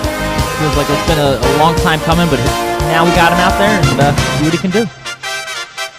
Jones pulls the first one, Burnham with a block, and Isaiah Jones out past the 20-yard line, a 13-yard run for a first down. And it's Cartwright to DePaul's right in the backfield. 2nd and 5, they need just shy of the 30 for a first down. Now DePaul runs out of room, held on to the football. He was hit hard by Colin Hirschman. Pounded right in the right elbow and bicep area. Only one hand on the ball, Rob. Very impressed that DePaul held on to that one. Here's Jones rolling to the weak side. Throws over the top. A good ball and caught by Brett Malley. Heck of a grab. Another one on the move. That one kind of the same play, but to the other side and a little bit deeper. And Isaiah puts it right on the money. Single safety on the left-hand side. But instead it's Jones taking off with some room. Shovels off one tackle and then taken down after a gain of 12 yards. A first down for LaSalle. Jones with the handoff to Quills. Goes off tackle. Keeps going towards the sideline. Cuts inside and comes up just shy. Isaiah Jones hands off to Quills.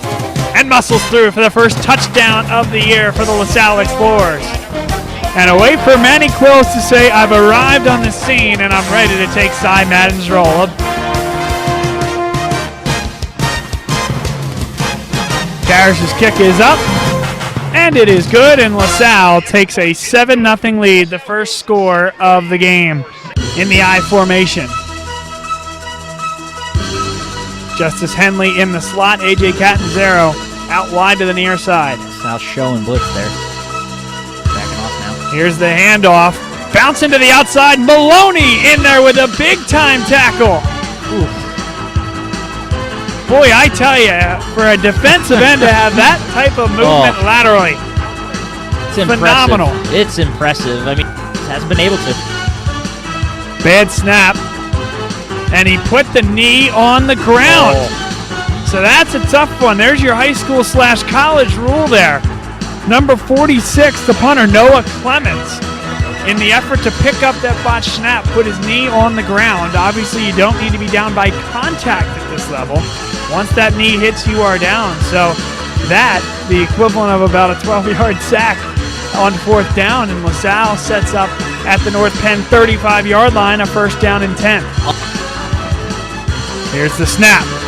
Takes it through the guard, pushes through, and that's enough for a touchdown. Isaiah Jones puts the second touchdown on the board tonight, and the Explorers lead 13-0 with 3:18 to play in the second quarter. 2 minutes, 32 seconds to play. Here's the snap to DePaul. Throws it right into the arms of LaSalle Explorers. Picked it, coming back down the field, and knocked down inside the 15-yard line. DePaul was looking right at Frank Joyce. And I don't know who else he saw there, if he was expecting a receiver to come back to the ball, but all of that ball was going to was a white number 3. And Joyce was able to hold on to it, keep his composure, turn it upfield, and put LaSalle in an awesome position here to put some more points on the board with just over 2:20 left in the half. Under a minute to play. Isaiah Jones along with Joey Burnham and Manny Keelis in the backfield. It's the handoff to Keelis inside the 5, spinning to the end zone. They're giving it touchdown, Manny Keelis. His second of the game. It's 19-0 LaSalle. LaSalle already trying to get those points back after the missed extra point. Jones floats, finds, and it's a touchdown. Well, we should say 2-point conversion there, but into the end zone easily is Troy Holland. For the 2-point conversion, it's 21-0 LaSalle. 2nd and 15 with 9:12 to play in the third quarter. Jones comes to his third read. Malley goes up and gets it, cutting down the middle, cutting through, turning 10 to the 5. Oh, they're going to mark just shy. Down at the 1-yard line.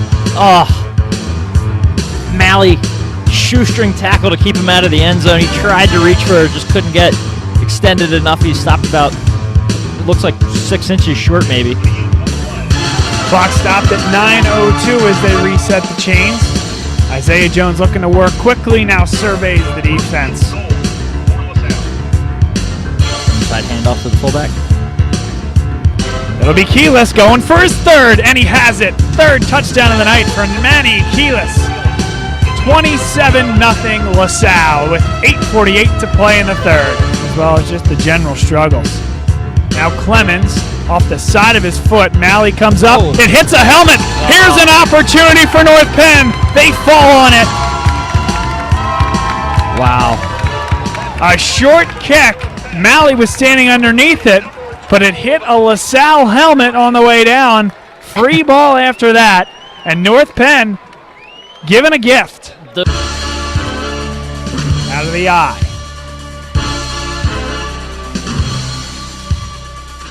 The give to Gorski. Gorski bounces off to the outside, has a block. He's in for the touchdown. Steve DePaul with 3 receivers to the far side. 3rd and 10, throws it deep. Coming underneath, and the play is made. Justice Henley. Smith trying to track him down. Tackles him just shy of the end zone, but a big shot. The ball maybe a little bit underthrown. And Frank Joyce took a chance there. under 3 minutes and 30 seconds. The I formation. Here's the handoff. The big man is through for the touchdown. Untouched to the end zone. Khan Jamal puts 6 on the board for the Knights, and it's 28-12. Here's the shotgun snap. DePaul looking for help. Throws, and it's caught. Owen Thomas. Stretching out for that one, able to put those other drops behind him. This one was a little out in front of him. Hauls it in for the 2-point conversion, and just back at a pretty traditional looking score.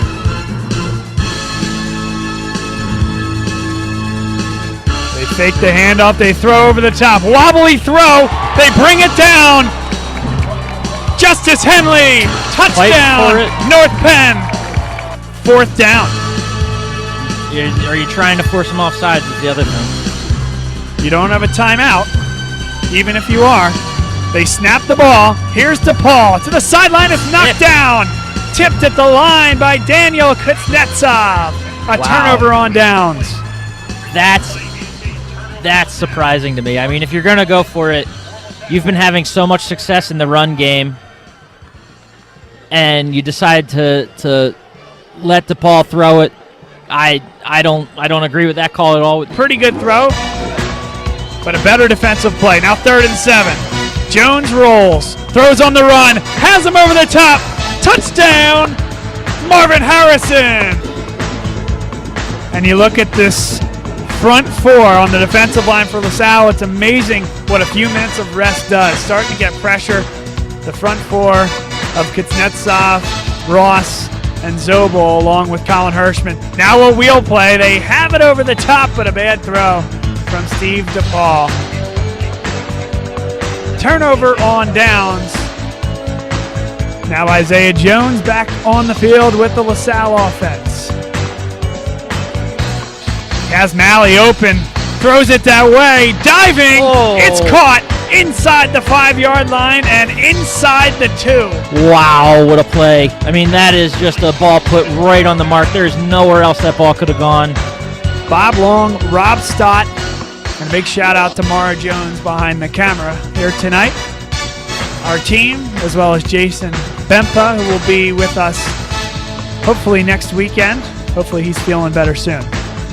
Now Isaiah Jones fakes the handoff, throws, and an easy throw, catch, and touchdown. Brett Malley finishes the job that he started with a great catch on the far sideline. That time puts it in from 1 on the 1-yard throw from Isaiah Jones. It's 41-21 Explorers.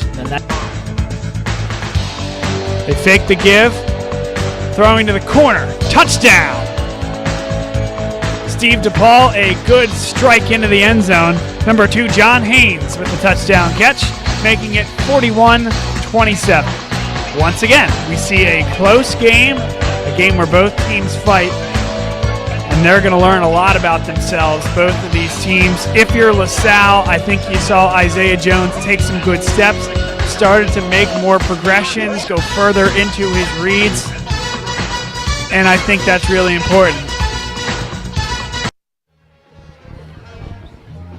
Good evening and welcome back.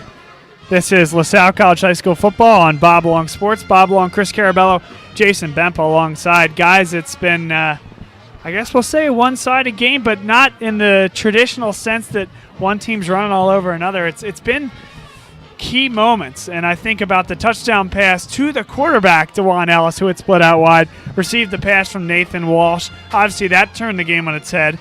An opportunity for LaSalle to score a touchdown deep. You know, it was a missed field goal by Daniel Karish that turned what would have been a 7-3 game into that very next play, a 14-0 game. And, of course, the loss of the quarterback, Isaiah Jones. Appears to be a knee injury.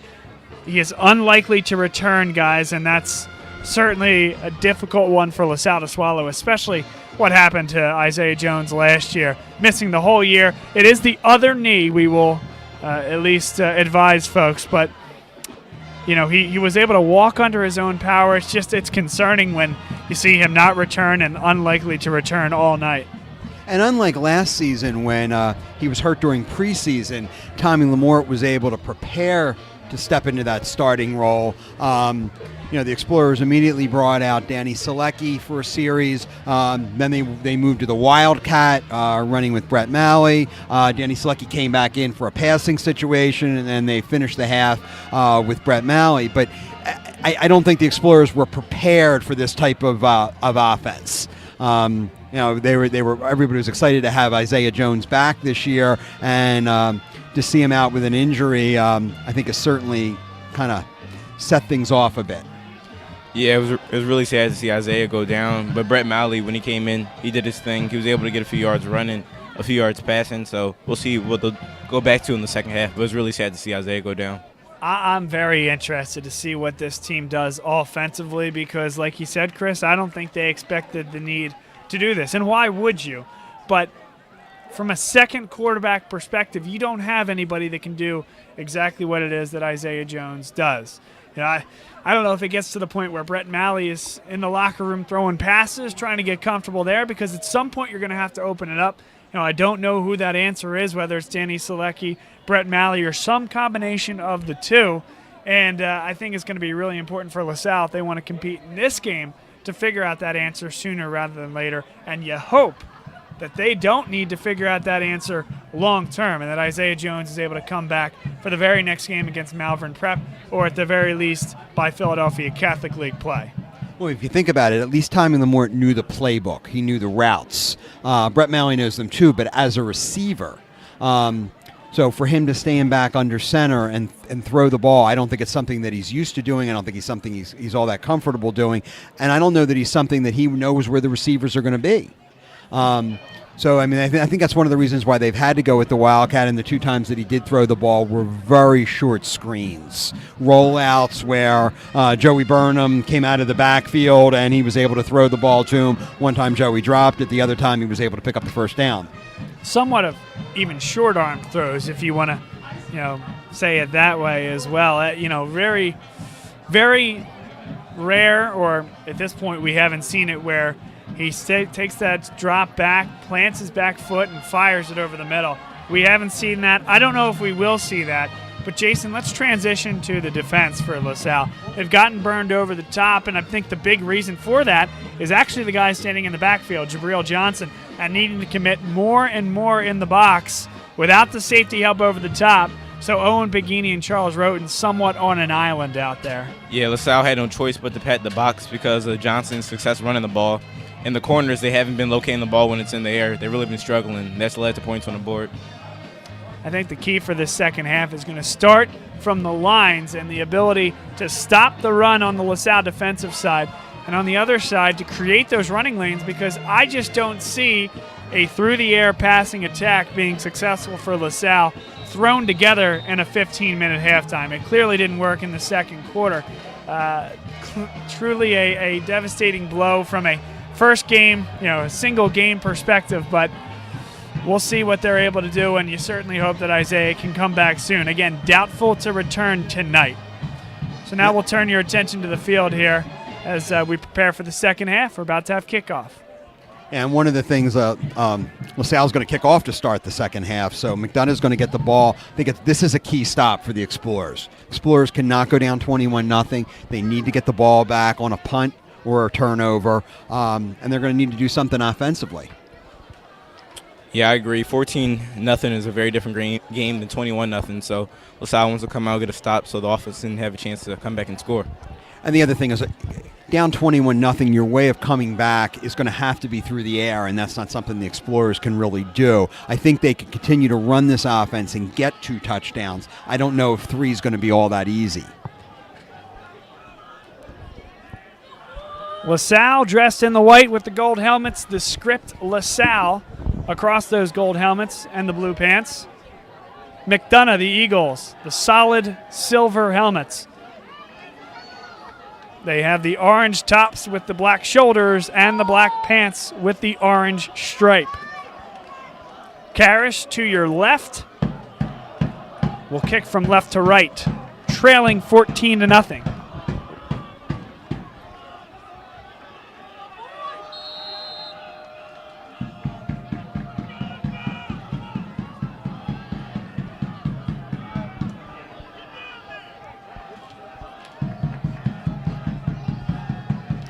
And we're underway in the third. A low kick.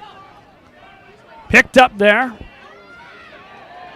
And the ball nearly came loose. LaSalle was trying to pull at it. Brennan Daly does have the football in his hands, but that forward progress was marked as stopped. That was good coverage by the Explorers. It was a good way to start the second half. Yeah, I like the energy they came out with. Marked down at the 20-yard line. Yeah, Jason, that's a really good point. They were flat most of that first half. I'm not saying they didn't have energy, but they weren't exuding it, and that was a good way to come out there and start. Even though they didn't get they didn't recover a fumble, but Brendan Daly in there wrestling away that football. McDonogh will start from their own 20. Yeah, I think the defense now is inspired by the unfortunate injury to Isaiah. They have some energy. They have something to play for now. Movement up front, it appears. Well, you know what? You saw that when they pressured, when there was pressure on the quarterback, that he made some unwise decisions back there. There's nothing to say that the Explorers not only can't get a turnover, but can't get a score. There's a defensive score is certainly possible in this game. Looked to me like that was a legal substitution, so a 5-yard penalty. First down and 15 before they've even run a play. Beginning of the second half. There's the handoff up the middle. Johnson gets those 5 yards back. Real Johnson carries for a 6-yard gain. Second down. Second down and 9. And there was a situation where he got past the front line and into the linebackers and into the secondary, something that he was doing earlier in the first half. And you just can't teach that quickness, that lateral movement. Great athlete coming out of the backfield of McDonogh High School. Second down and 9. They fake the give up the middle, a lot of room, and diving down at the 34-yard line, the quarterback, number 13, DeJuan Ellis. Very quick. Very quick. Now we have two guys down, an Explorer and an Eagle. And I believe that is DeJuan Ellis, and then Charles Roten appears to be down for LaSalle, number 6, the defensive back that had to crash to the inside, just high of the 30-yard line marker. Yeah, both trainers are on the field. Both players are down. So we've seen both quarterbacks dinged up. Isaiah Jones clearly more than dinged up, unlikely to return. But we saw Ellis get hurt in the first quarter and then almost immediately return as a receiver and bolt down the field for 80-plus yards and a touchdown. And the bewildering thing about Isaiah Jones's injury is we never really saw it. Yeah. All of a sudden, Danny Selecki came on the field. It was the fourth down play where he overthrew Brett Malley, and into the backfield almost immediately was Mustafa as well as Ellis, the defensive lineman for McDonogh. But you're right, Chris. It was very unassuming. He started limping off the field and under his own power. No trainers had to come out. And then all of a sudden, Selecki came out for the next drive. Malley was out the drive after that, and they started mixing and matching. But unfortunately, that was the last we saw of Jones tonight, and likely the last we will see from Jones tonight. Now slower coming off the field is number 13, the quarterback, DeJuan Ellis. Roten came up, appeared to have some leg discomfort, but got off the field fairly quickly. Now, Nathan Walsh was quick into the game, number 11. And number 13 at the bottom of your screen, limping off the field. That's the starting quarterback, headed for Virginia Tech next year, DeJuan Ellis. Here's the give. Jabril Johnson on first down. Doesn't get much. Maybe a yard. Tackled by Liam Trainer. You know, Bob, it's something that you had mentioned earlier in the night that in talking to some of the members of the McDonogh coaching staff, they're not deep in the skilled positions. They only have a 43-man roster. There's a smaller enrollment school, smaller team, and they just don't have the depths of some of these skilled positions. And, I don't know what kind of quarterback Nathan Walsh is, but he's got big shoes to fill. But he clearly can't, and I don't think he can run like Ellis. Here's the give on the jet sweep. Farrar got by the first tackle, but then is run down by Austin Lemke, the middle linebacker. Sean Daly got the first touch to slow him down, and Lemke cleaned it up. Yeah, and Sean Daly did a nice job of staying with him on the sweep and getting right in the backfield. Forcing him to the help. Correct. To the middle of the field as opposed to giving him the outside edge. Yeah.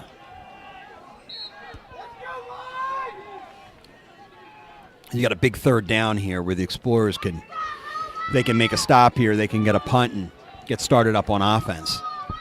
3rd down and 9. 9 minutes, 48 seconds to play, third quarter. Walsh drops back, throws long, overthrown, and LaSalle's defense did just what they needed. They're going to get off the field on the first defensive and they drive had nice cover there. Devin Smith was with him stride for stride. Sean Daly was back there. I mean, he would have needed to throw the most perfect ball, and that wasn't going to happen. Yeah, Dev, he was in the right position, ready to make a play. Overthrown, but even if the ball was placed right, Dev could have made a play on the ball. So we have been told that Grayson Lawrence and Harrison Beatty will split the duties, but that Lawrence will be the primary punter.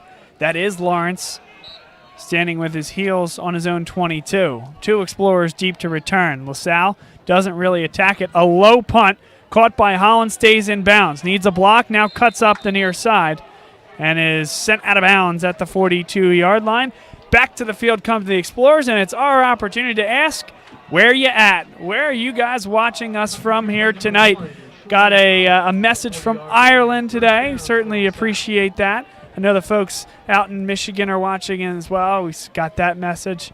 We appreciate that, and we will give a shout-out to those that tweet us at Bob Long Sports. Where are you watching from? Where are you at? I have to suspect we have a lot of people at the Jersey Shore watching us. Labor Day week. Happy Labor Day weekend to everybody.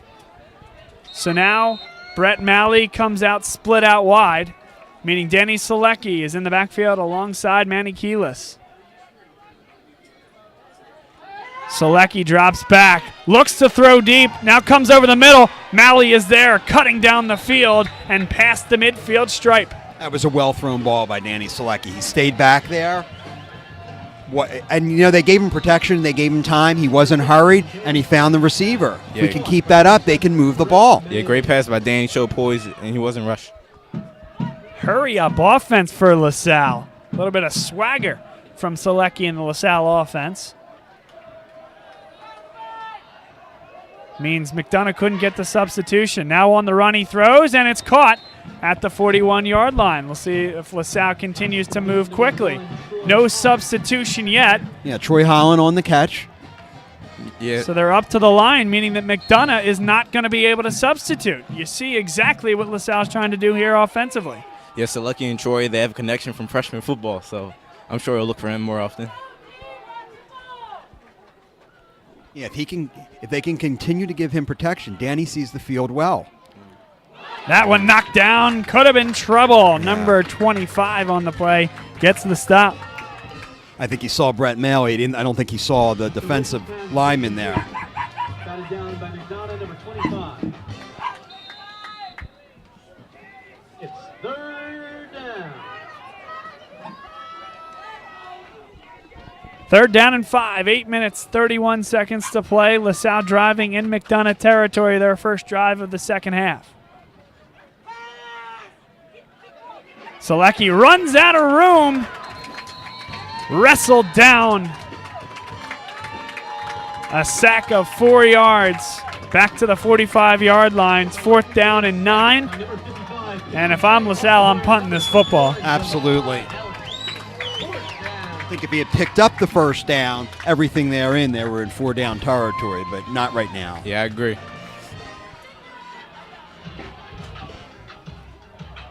Out comes Daniel Karish, set to punt for LaSalle.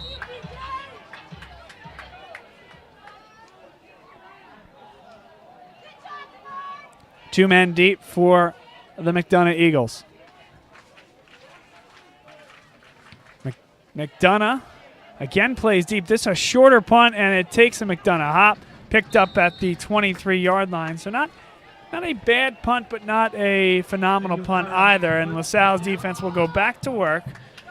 McDonogh certainly has a full field ahead of them. First down, McDonogh. And LaSalle's defense to see if they can replicate the stop they got on the first drive of the second half for the Eagles of McDonogh. Now we have Ellis back in the game, yes. DeJuan Ellis has now been hurt twice. The senior quarterback headed to Virginia Tech next year. Likely not in that position. Now, they were stretching him out on the track. At no point did he ever go to the trainer's table, which, was a kind of an indication that the injury may not have been all that serious. Now the delayed handoff to Jabril Johnson has room, and Daly stayed right with him. Nice tackle. Now he was able to pick up probably 4 or 5 yards, at least 4. That could have been worse, and he was flirting with getting onto the edge outside of Brennan Daly, but he did a nice job to hang on for dear life and make that tackle. And you see Daly, he's a ball-hawking linebacker as well, and playing in the secondary at times in certain formations. He likes to go after that football. Remember, he pulled the ball out on that initial kick return of the second half. It was ruled dead in terms of the forward progress, but now Jabril Johnson wrapped up Stephen Matchett in there, as is Danny Kuznetsov. That's what you need out of LaSalle there, stopping that run. Now you wonder, as you see Nathan Walsh come back into the game, DeJuan Ellis, whether he's banged up or he's just going to split out wide. It's still going to be Ellis taking the call. Right. How do you like this? Number 11, Nathan Walsh, to the bottom right of your screen, listed as a quarterback. Here's Ellis pulling, has room. It'll be close, and there's a flag that comes down. Brennan Daly rips him down at the 30-yard line, short of a first down. And I think it's going to be a hold on McDonogh. I agree. Daly again with another play. And I do think you decline this. It would only be about a 4th and 2, but this deep in McDonough's own territory, I do believe that they would elect to punt. So you take, or I think you elect to decline this penalty, Chris. Yeah, I tend to agree with you. It does make you think just a little bit, though, does it not? But in the end, I think you decline it. We have an injury timeout. Someone's... Doesn't look like they've declined it. He didn't give the decline signal. And there is an injured player on the field. Let's see if we can track number 13. If not, I believe that's him. It's a big crowd over there by the first down markers. Well, it was an interesting play in that they brought in the backup quarterback and then they spread him out wide. That's right. And it's DeJuan Ellis. But he, again, well, just has a gimpy wheel, unfortunately, and each successive hit, that was a big one. A rip down by Brennan Daly seems to aggravate it further. Now, Bob, given what just happened there, I think I would do what LaSalle's doing. With Ellis out of the game, I would take the penalty. I would not. And it looks like they have declined it. Okay. And there comes the signal. 4th down and 3, and here they'll comes send the out. punting unit. Okay. The holding penalty is declined. 4th down. Now a mad scramble on and off the field on both sides. The special teams unit are on there now, and the punt unit, Grayson Lawrence.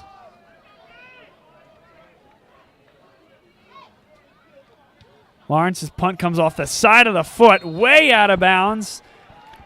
That official will keep walking. That's a shank. And it's not where it went out of bounds. It would actually went out of bounds earlier than that.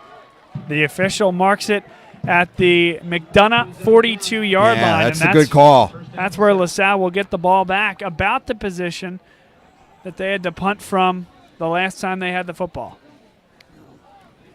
So now, dare I say, turning into a field position game with neither quarterback at the strength they were to start the game. Isaiah Jones unlikely to return, and DeJuan Ellis and now we're going to go back, banged up every third play. And we're going to go back to the Wildcat, which I think is wise. It's really been the only offense the Explorers have had. Selecki looked good in the last series for a couple of passes. Malley pulls it. Can he get to the edge? He does get a few, which looks like a few more than he was initially going to get. Yeah, I like seeing Malley in the Wildcat. I think it's a good source of offense for the Explorers. 5 minutes, 51 seconds to play, third quarter. Still 14-0, McDonogh leads. I mean, inside the 40, and the Explorers are going to have to get points on this possession. It's a must at this point.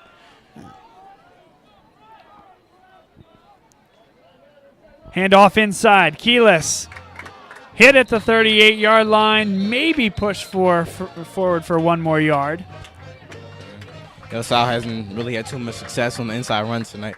I think bouncing it to the outside with Malley is a better option right now. Third and mid here. Third down and about 6. They have 3rd and 8 on the scoreboard. I don't believe that's even close to correct. Now it looks about 3rd and 6. And now it does indeed go to 3rd and 6, and LaSalle needs to get it to about the 32-yard line. Selecki in there. He'll throw over the middle. Caught by Liam Trainer. It'll be really close. The initial spot appears to give it to him, but he lost the football. No call yet.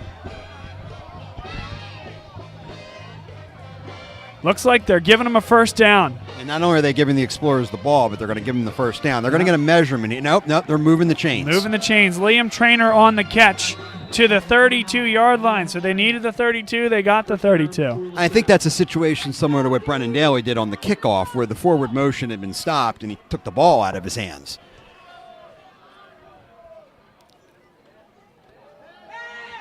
Selecki over the middle. Good strike to Octavius Carter inside the 10-yard line. Yeah, shout out to Octavius making a big catch. Yeah. Great throw by Selecki. Now they're going to move, guys. Yep. McDonogh is able to get 2 substitutions in because they got to run 30 yards down the field. You got 2. And now they got too many men on the field, do they? And now they're going to need to burn a timeout. McDonogh on their heels as LaSalle turns up the Jets on the offense. Well, if you think about it, the Explorer of offensive game plan went down when Isaiah Jones went down. So now Brett Gordon's doing everything in his little bag of tricks to not only move the football but to score, but to keep McDonogh on their heels. Guys, I think you need 7 here. No, I agree with you. Game's getting late early. It's 4:25 to play in the third. Starting to get a little bit of momentum. You need to find a way to get 7 here. Selecki's looking good on his drive. I think you have to go back to him, let him throw again. How about that strike? He looked comfortable, Jason. Yeah. Octavius with the great catch. I think they got to go for it. They can't sell for anything less than 7 on this drive, in my opinion. So we got some Where You At's coming in here. Keep them coming at Bob Long Sports and let us know where you're watching from. You got Lisa Ann Broom cheering for Garrett Zobel and LaSalle from La Plata, Maryland. The Brooms thank us for the broadcast. Well, thank you. Thank you for watching. David Doherty watching LaSalle Sports again from Donegal, Ireland. Phenomenal to hear from them. And then Nancy DeJani again, thank you, watching the Zobel boys from Michigan. Here's Brett Malley, fakes the handoff. Wasn't given a lot of room. I thought he had a hole. They sniffed it out. I thought he had a hole, and then it was closed up quickly. Greg Penn got the first contact against Brett Malley, and I keep saying his name. He is everywhere, guys. Yeah. Greg Penn, the freshman linebacker from McDonogh at 6'3", is a tackling machine. He's probably been the best guy not named P.J. Mustafer and maybe Devon Ellis on the defensive end. Yeah. I feel bad for the other teams in the MIAA. They have 4 years of him. Down to 6 seconds now, 5 on the play clock. Selecki late getting back to the huddle. Down to 1, they snap it. Throw to Holland has to go down and did not catch the ball. That did not have enough on it. Maybe short-armed from Selecki. And he had him. If he throws the ball and hits him in the numbers, I think he can even score. Yeah, definitely. He kind of rushed because I guess the play clock was running down, so he felt the pressure, but he had him open.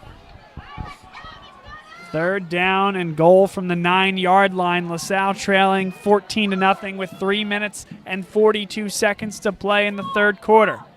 Now LaSalle brings in their receiver core. Marvin Harrison on the outside hasn't had a catch yet today. He was limping as he went out to his position. With 3 seconds, a high snap. Selecki goes up and gets it.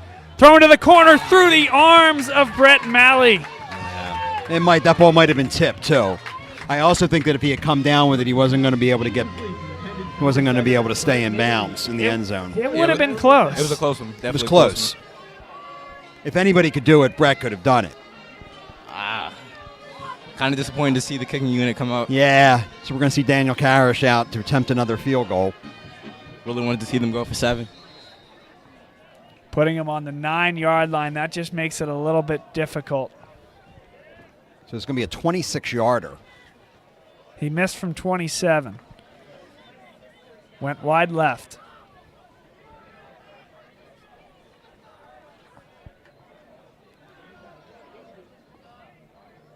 Just needs to be relaxed on this. There we go. That one looks a lot better. Yeah. I don't know what he was doing on the first one because it really wasn't that much more than an extra point. Yeah. The same technique he would use to kick an extra point he didn't use on the previous field goal attempt. But it was important that they get points. They got points. I think the touchdown is what they needed. The defense has been pretty impressive in the second half, so if the defense can get another stop, then the Explorers definitely have to capitalize on that one on the next drive. But the defense has done their job up to this point in the second half. Guys, on a lighter note, I have to make this comment. While we were focusing our attention on this end of the field and the field goal kick from Karish, as I look to the other end, and they got a phenomenal facility here at McDonogh, a nice video board. We Are McDonogh they have on the scoreboard right now. Now, right where it says We Are McDonogh, they had a big Jumbotron graphic saying, make some noise, just like you'd hear at a Penn State football game, at an Eagles game. I didn't see a lot of action, spurring to action from the crowd here. But no, and they have a decent student section, all dressed in white. I don't know if it's a whiteout, but they have a pretty decent student section. This is a co-ed school, so they have guys and girls there. And you're right, they're not all that vocal. The salute. I didn't really know they had one there, actually, Chris, until you said that. I'm kind of blocked off on this side. So you could have fooled me. 3:33 to play, third quarter. Run onside? No. We're going to kick it out of bounds? No. A nice high kick, but it was fairly short. Caught at the 10. Now cutting upfield, Giovanni Procaccini hit hard and dropped. But he also dropped a LaSalle Explorer down at the 35-yard line, and McDonogh will start from there. Giovanni Procaccini on the return, 25-yard gain. First down for McDonogh. And back out onto the field. Tired, battered, and beaten, but still leading his team to a 14-3 lead is the quarterback, DeJuan Ellis. Yeah, I think there was some design to that kickoff, and McDonogh ended up getting it out to the 35, or starting on the 35-yard line. So pretty solid field position. Yeah. Here's the handoff. Jabril Johnson gets about 8, and guys, right there, that was P.J. Mustafer, the left tackle, just sealing off number 54, Stephen Matchett, and giving him absolutely no shot, and giving Jabril Johnson a wide running lane. He basically put Johnson into the secondary. That was something special there. We say it again, a 4-star recruit committed to Penn State in August, and also was extended invitation to the 2018 Under Armour All-America game. Jabril Johnson again through the middle of the defense. First down. And Ellis is really laboring. You're right, he is struggling, Chris. Yeah. But if you can turn around and hand the football to Jabril Johnson, I suppose you can do the job. And obviously, and you want to run behind. You want to run behind Mustafer, and yes, you're going to gain yards. He's done a lot more than that, obviously. But the dynamic threat of both Ellis and Johnson has been too much for LaSalle. Right up the middle again, downhill momentum for Jabril Johnson. Another 7 yards, right in between the tackles. Yeah, LaSalle, I guess their only hope right now is that they try to put it in the air. At this point, the running game seems like it's unstoppable. I don't know why they would throw the ball. Now they get the big boys in there, do LaSalle. They see what's going on. On the outside, Chris Maloney, the end, and then Ronnie Ross and Garrett Zobel, the two biggest guys that they start on their defensive line. Colin Hirschman at the left end position.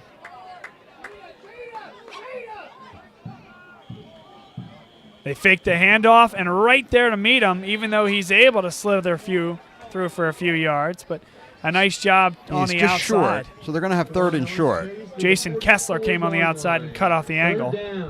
Need a stop here, and probably 2. 1 minute, 19 seconds to play, third quarter.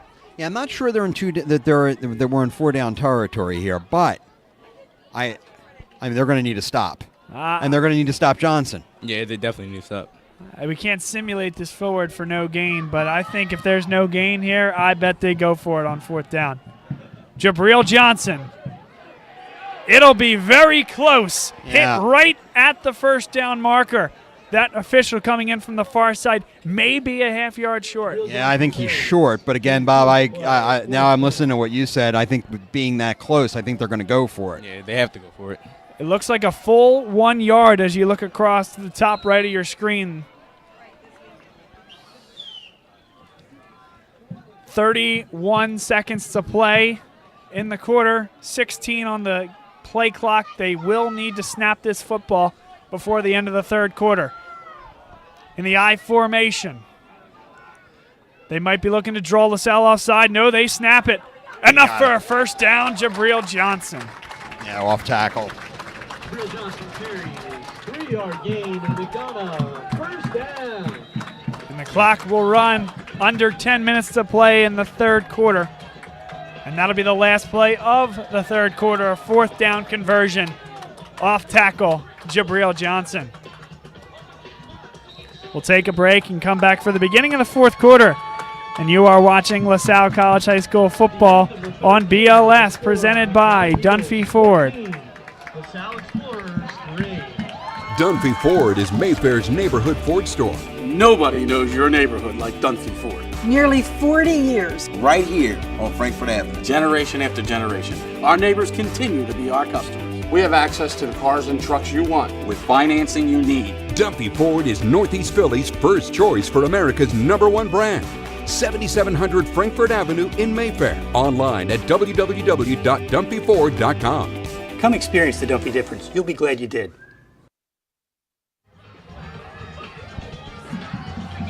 Welcome back once more to McDonogh High School. Home of the Eagles with a 14-3 lead against LaSalle.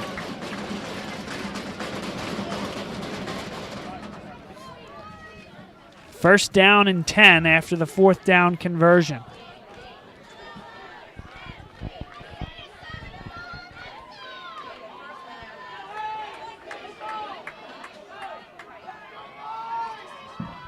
.12 minutes on the clock, an 11-point deficit for LaSalle. McDonogh, part of the A Conference here in the MIAA, one of 7 schools, along with powers like St. Francis and Gilman. Archbishop Spalding, a high snap. Picked up. Can he get rid of it? No, he cannot. A huge sack, and it's Brennan Daly. That's perfect timing. It's exactly what LaSalle needed. That's what we needed. Exactly. That was huge that Daly didn't let him go. Daly's like a hybrid between a safety and a linebacker, and he makes the plays that he got both arms around him, and at that point, he was not going to be able to throw that ball. You looked at he was going to try to throw it away. He makes the plays that the other linebackers and some of the linemen can't. A 25-yard sack. 2nd down and 35 yards.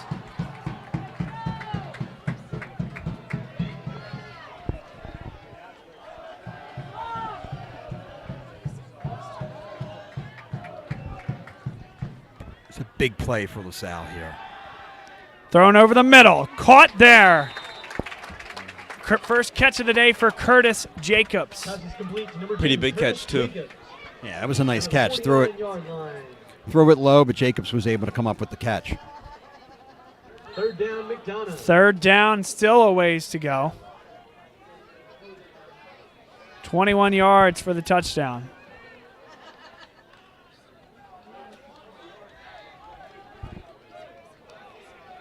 They need 21 yards for that first down at the 30-yard line. LaSalle looking for the stop. If they could get some kind of stop here, they're going to have to punt. Oh, they got pressure. Trainer Throwing it to the sideline and out of bounds. LaSalle does the job defensively, and on comes the punt unit for McDonogh. LaSalle's going to get the football back, trailing by 11 with 10:21 to play in the fourth and final quarter. Yeah, the pressure by trainers what really made the quarterback throw the ball out of bounds. Brett Malley and Troy Holland stand deep. And this is a situation where the Explorers are going to need to get a nice return, and they're going to have to score. These are two guys that can do it. Brett Malley and Troy Holland, two of the best athletes this team has to offer. Preferably pretty quickly, too. Time's running out. Yeah, the clock is not on their side. And McDonough's in no hurry. Definitely. No reason to be. High snap, LaSalle coming after it. They do get it off, but it's not a good punt and takes a hop directly sideways out of bounds. LaSalle will get the ball at the 27-yard line. I was very close to being blocked. Very close. I was just about to say. And also a nice job once that punt does get off. And that rusher on the outside knows he can't get it, not to run through him there. That's the last thing they would have needed. Exactly. Good restraint and control. Who do they break the huddle with, guys? Selecki. I think they have to throw the ball. How about this? Selecki split out wide. Malley in the shotgun. I respect it. Malley off tackle. Not a lot of room, but is able to run forward and get two. They're definitely going to have to put it in the air, though. It really doesn't matter if Selecki's spread wide, because if he's just going to run the ball, all he's doing is basically decoying one of the secondary. Could you do something, though, where you're flipping the ball back? A little flea flick action. With Selecki coming on the jet sweep. What do you say? Come on. What do you say, Brett? I think you can do that if you, prepare for that during the... Malley up the middle. Continues that forward momentum and gets close to a first down. It'll be about 2 yards short. He is getting yards, but every time you run the ball, the time continues to roll, and I don't think that's in favor of LaSalle. I think this is the offense that you run if it's 14-10. Yeah, definitely. And you just need a score to win, but it's not the offense you run when you're down 2 scores. Yeah. At this point, though, getting towards midway through the fourth quarter and you've scored 3 points, you run any offense that can get you yards. Very true. I formation, Selecki. They fake the give. Thrown over the top. That was dangerous. Looking for Joey Burnham. It's a good thing it was high, because if not, that was getting picked and returned to the house by Wayne Sharp. See if they I don't see Karish in the game. You're somewhere near the middle of the field here. It's a little bit further into your own territory than you'd like in terms of going for it on fourth down. But they are. I think this is the call. 9 minutes exactly to play in the fourth quarter, trailing by 11. Well, it looks like they'll most likely run on this play. 4th and 2. It's Malley in the shotgun. Malley running out of room. That'll be short. He made a great effort to dive at the end, but at that point he was spread so far left that he wasn't in reach. Turnover on downs. The official actually had him out of bounds back at the 34-yard line. So they had him stepping out before he made that lunge that you referenced, Chris. But for LaSalle, they took a chance, and unfortunately, there were 2 McDonogh Eagles in the backfield before Malley had even received the football. And that's what happens when you have limited offensive schemes, which is what the Explorers are faced with right now without Isaiah Jones in the game. LaSalle is up further than they expected.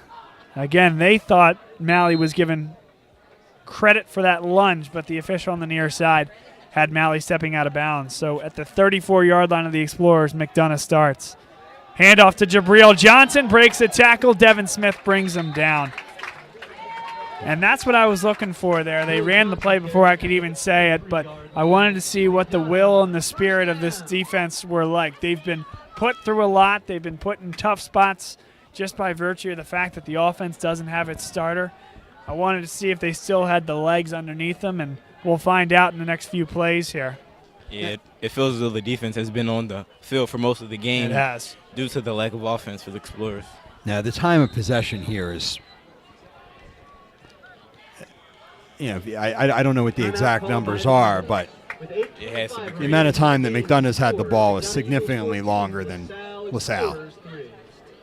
Timeout on the field. We'll take a break and come back. 8:25 to play fourth quarter. LaSalle trailing 14-3, and the Eagles driving down the field.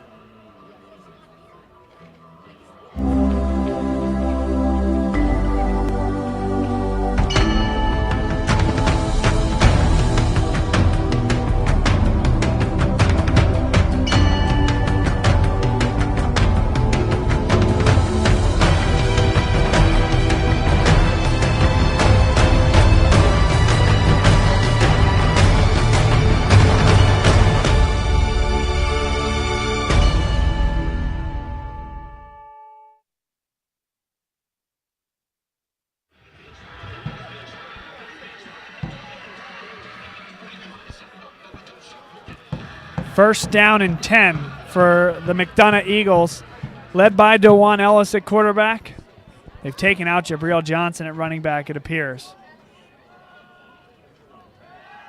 Now DeJuan Ellis pulls it down, gets to the edge, might have snuck through for a first down, but the referee had him stepping out 2 yards short. Guys, we mentioned the A conference of the MIAA. There are 37 schools, private and Catholic predominantly, in the MIAA here in Maryland. 7 schools in the A division. This is a McDonogh team that won this twice. 2013 and 2014 they were able to win. And in one of the years, they actually were co-champions with their arch-rival, Gilman. And it's Jabril Johnson off tackle into the house. Untouched for 6. Jabril Johnson carries. There's a flag on the play. There is a flag on the play, and they'll bring it back. Yeah, this is going to come back. DeJuan Ellis, very frustrated. But it goes against number 40, Jack Wimmer, the holding penalty. He doesn't like the call. Patrons on this side of the field do not either.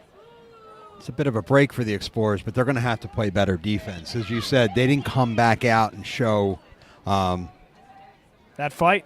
Any fight, no. It's pretty much the last stand at this point. Yeah. But if you're McDonogh, that's how they're going to beat a lot of teams this year, by just crushing the will and continuing to pound the ball and wear out defenses. They'll keep the ball on the ground with both the dual threat of the quarterback, DeJuan Ellis, and the running back, Jabril Johnson. Then they'll go over the top and try to hit you with the deep strike. You know, truly, for this offensive prowess, LaSalle giving up 14 points through the first 3+ quarters has not been bad, as there's a nice stop in the middle. Looks like number 9, Liam Trainer, as well as Tatlangari in there on the stop. Yeah, with Isaiah in the game, you would guess that LaSalle would have more than 3 points, so it would definitely be a much better game. The defense actually haven't been playing too bad, only allowing 14 points through 4 quarters so far.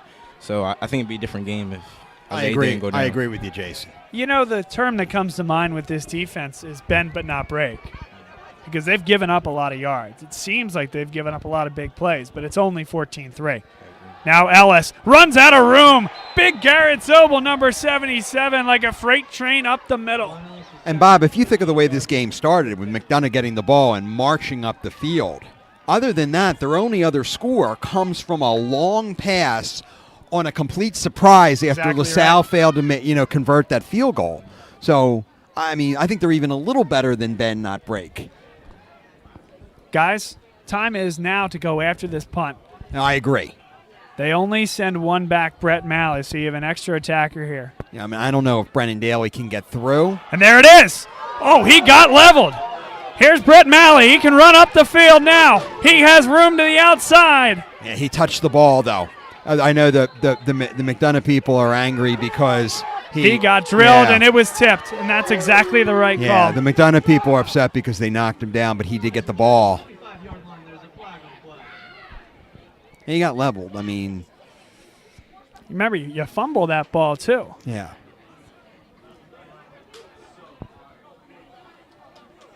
So the flag came likely on a block in the back. Correct. Now that would have hurt, because if that were not tipped and if he did not bobble the ball and if they did deem that it was a penalty of some kind. That is not running into the kicker. That would have been roughing if there was any flag. Yeah, it's going to go back 10 yards. So but only because of the block in the back. Correct. It's going to go. The Explorers are going to start at the 15-yard line. It's crazy. It seems like so many plays that could have went our way. That would have been a perfect block punt. That would have been great, but they had it. They really did. It was right there, but I mean, you're looking at maybe a ball bouncing back into LaSalle territory. Maybe an Explorer can pick it up, but a game of inches. Now Selecki hands off to Manny Keelis, and Keelis has just not had a lot of room here this evening. I think he's undersized for that front defensive line, and he's just not able to get through the holes. We don't have the advantage of instant replay, but I think the play there was not to go for the block, but was to tackle him. He went for the block, and I think if he had just tackled him, he would have pulled him down. He never would have been able to get the ball off. Sure. I think because he went for the block, he was actually able to get the ball off. I see what you're saying. If he just lunged himself forward. Correct. He lunges himself at the punter with the ball. He makes a tackle instead of a block. They fake the give, and up the middle goes Brett Malley. There was confusion before the play there as Selecki was lining up in the slot. And Harrison on the outside. They brought Harrison into the slot and brought Selecki out to the outside. They barely got that snap off, and that's why the timing was a little bit off between Octavius Carter coming on the jet sweep fake.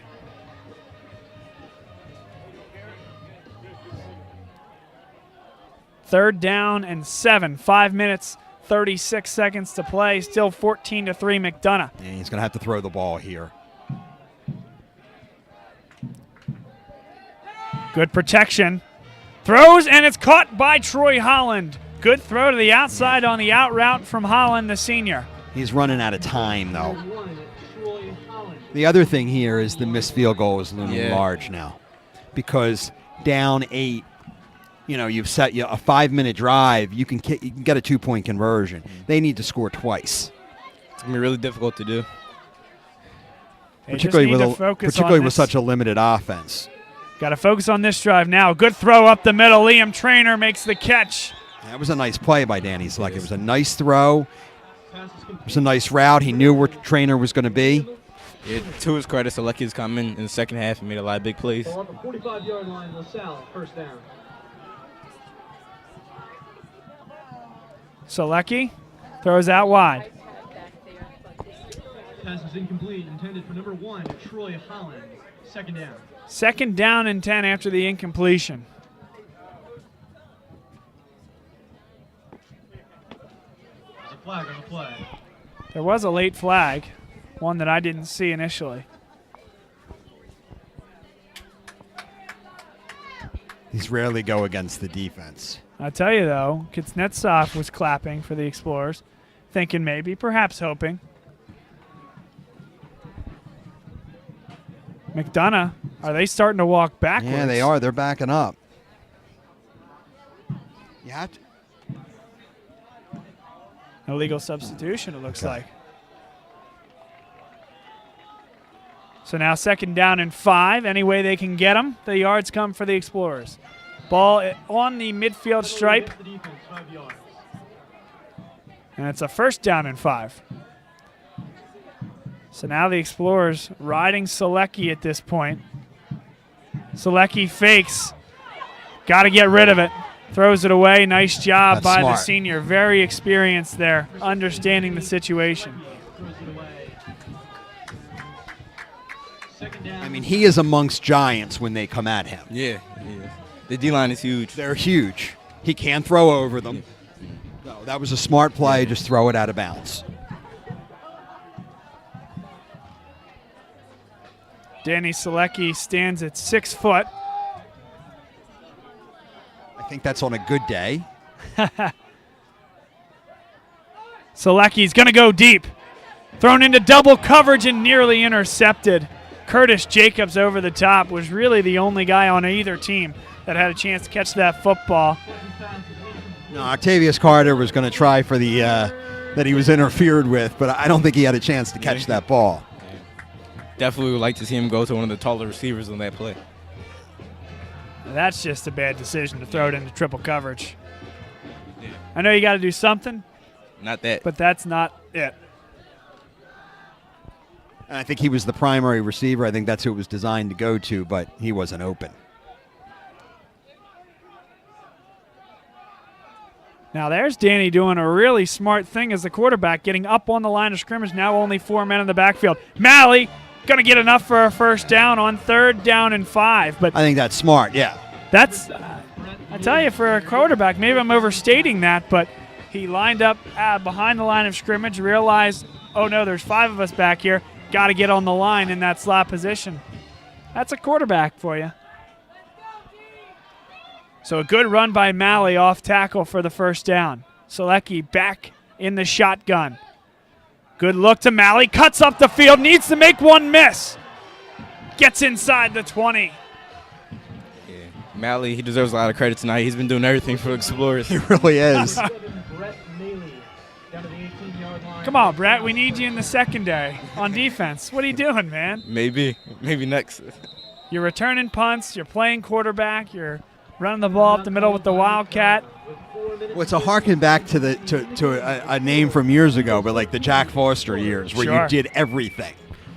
You know, you were the jack of all trades, and that's what Brett Malley is tonight. When you're just a premier athlete like that and you can compete at the highest level against other high school athletes in multiple positions that maybe you're not so comfortable, it shows a lot.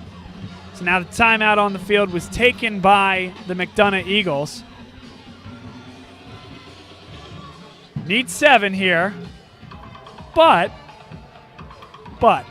if you don't get it, you could very begrudgingly, if it's a 4th down and 7 or 8, you could very begrudgingly elect to kick a field goal, knowing that you need another score anyways. If you're looking at 4th and 1 at the 10 or 11-yard line, I think you got to go. Even if play and the if odds. they do score here, they have to go for 2. Yeah, they have to. Of course. So the next drive, they can kick a field goal. I was thinking the same thing.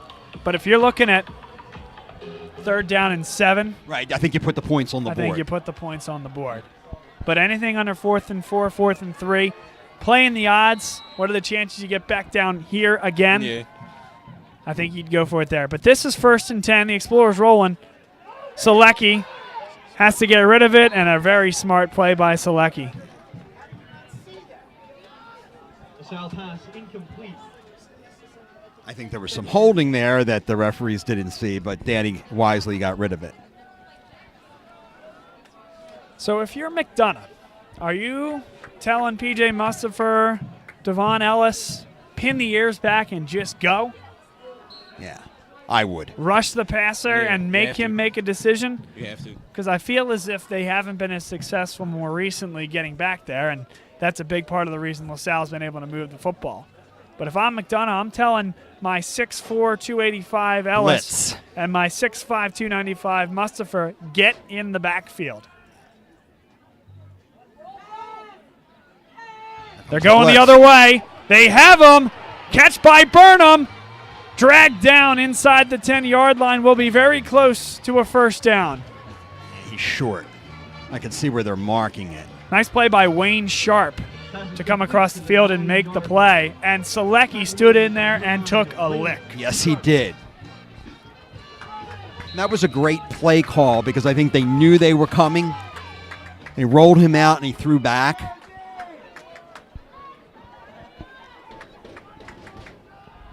It was a very good play call. They tried to make that work once before, but Selecki didn't get the time in the 3rd quarter when they made that same call.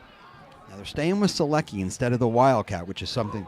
Ball's on the ground. I don't think they have it. They do have it. They do LaSalle have it. has the football. Now it's decision time back at the 15-yard line. I think they have to kick the. I think they need the points. I kind of want to see him go for it. I can't lie. It would be a 32-yard field goal.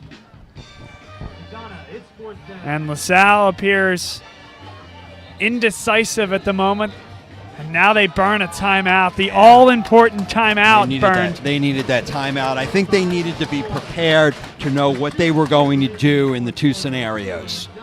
And I don't think they were prepared for a 6-yard sack. And I don't blame them because I think that play call was going to be a jet sweep. I agree. So you don't go in there thinking, what are we going to do if he gets sacked for 7 yards? You just don't have that on the placard ready to go.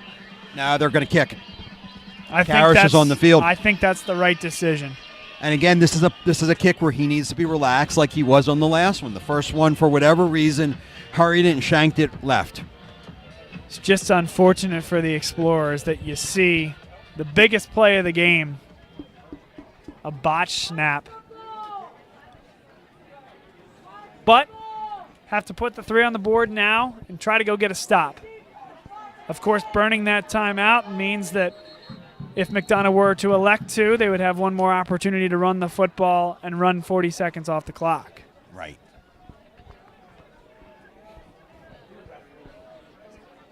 Now the referees, who were not in position, now assume their position underneath the respective uprights.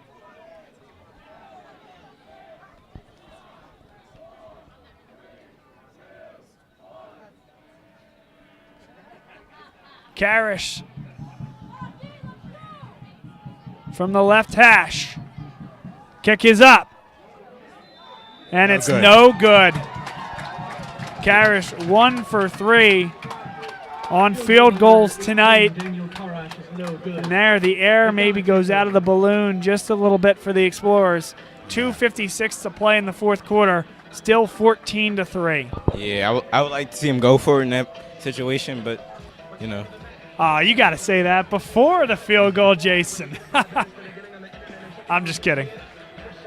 No, I think that was the right call at the time, and he certainly had enough. It just, again, it was left. So what would you have seen, Jason? What would you have liked to have seen Brett Gordon do if they were to have gone for that? I don't know. I think just give him a throw to the end zone at this point. We're kind of desperate for one. We needed points. LaSalle gets the first stop they need. Going to have to burn the timeout, and they do. 2:48 to play fourth quarter. And that's a loss of 2 or 3 yards against Jabril Johnson. There is no gain. LaSalle timeout with 2:48 remaining in the game. McDonogh 14, LaSalle 3. No, as I initially thought, no gain. Again, issues with the spot. The gentleman with the second down marker walked about 4 yards backwards. Sorry, Bill Wasilenko, I love you, my friend, but that's not an issue of not having hash marks in the middle of the field. There's something else at work there.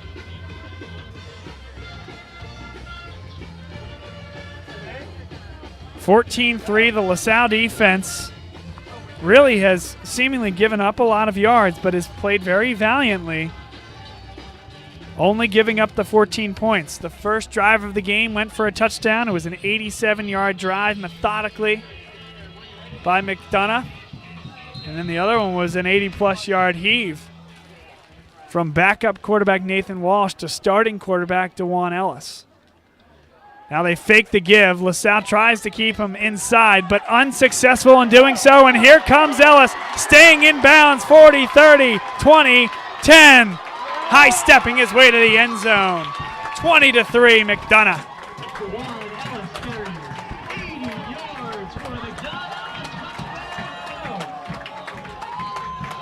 And it came with Will Knutson, number 71 on the outside, staying with his block. Colin Hirschman, I believe that was him on the left-hand side, started to dip inside, so Ellis cuts outside. Knutson finishes his block, and the rest was history. There was nobody in the secondary to stop him. Yeah, nobody. Devin, he tried to, but he was too far.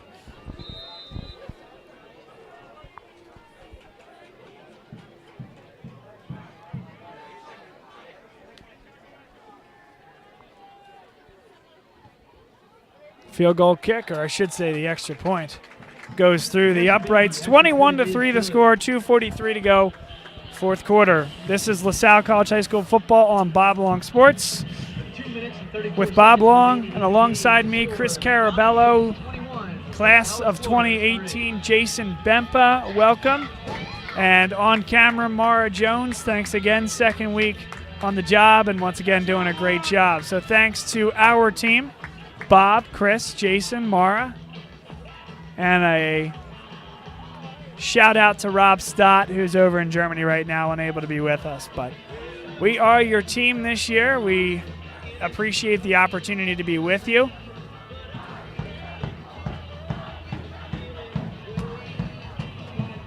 And McDonogh, another big play, Jason. Another 70-plus yards, this time a scamper from Ellis. Yeah. He had a rushing touchdown and then a receiving touchdown. He's been everywhere today. And he got flushed out of the backfield. It was a design play, and they got him to get out of the backfield, but there was nobody to stop him. And the ball is loose and dropped upon by the LaSalle Explorers. LaSalle will start from their own 35-yard line. 2 minutes, 33 seconds to play. Reminder, next week's game is the first home game of the year for the LaSalle Explorers from Plymouth White Marsh High School. They will take on Malvern Prep, the Friars of Malvern Prep. As you remember, last year they played at Franklin Field, home of the Penn Quakers, the former home of the Philadelphia Eagles from 1960 to 1971. And that was a win by Malvern Prep, so LaSalle looking to exact some revenge. Selecki makes some moves, now tucks it and runs with it and gets 2. Looking pretty mobile in that play. He did. And it's a good thing, too. He was running for his life. It's a good thing, too. There were some big boys chasing after him.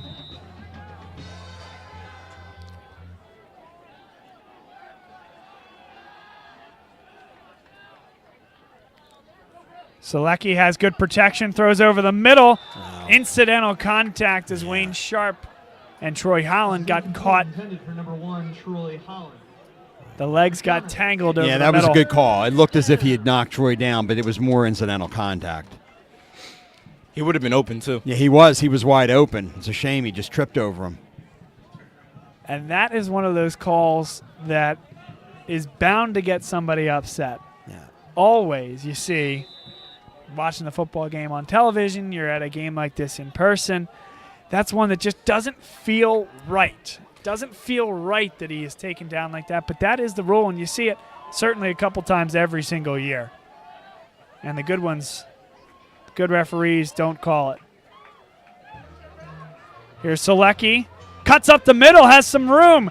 Diving for the first down marker. It'll be close.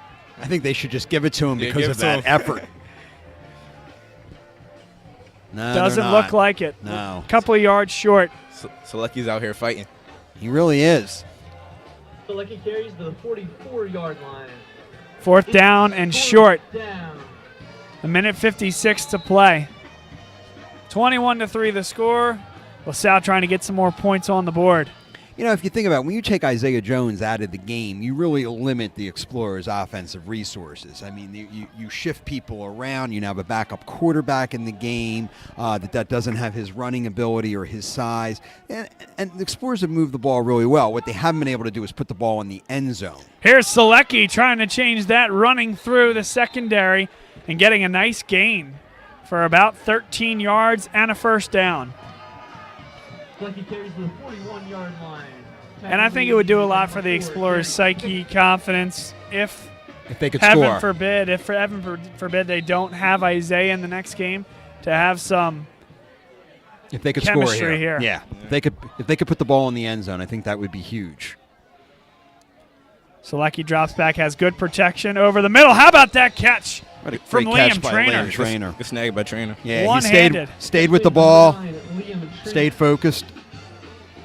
Batted it out of the air with the one hand, and then carefully collected it with two hands as he fell to the turf. 2nd down and short. Selecki rolls to his strong side and once again underthrows Troy Holland. That's a throw where he just doesn't look comfortable when he gets on the run. No. Not really his game. He's guiding it over there when he's on the run. And that's not what you want to do when you're throwing the ball to the sideline, because that's exactly how a cornerback undercuts something like that and takes it to the house. No. Got to zip that one in there. Now, his mechanics were just not good on that particular throw. Stand in the pocket and fire. Yeah. He's been throwing the ball pretty well. On the run, I just don't think he's been quite as comfortable. 3rd down and 2. 1:14 to play, 4th quarter. Selecki again gets good pressure. Good fire and find. Troy Holland makes the play. Good First enough down. for a first down. And there's just what you were talking about, Bob. He got back in the pocket, he planted his foot, made a nice throw. Stood in there as one of the Yeah. big defensive tackles was coming on him and delivered the football well. That's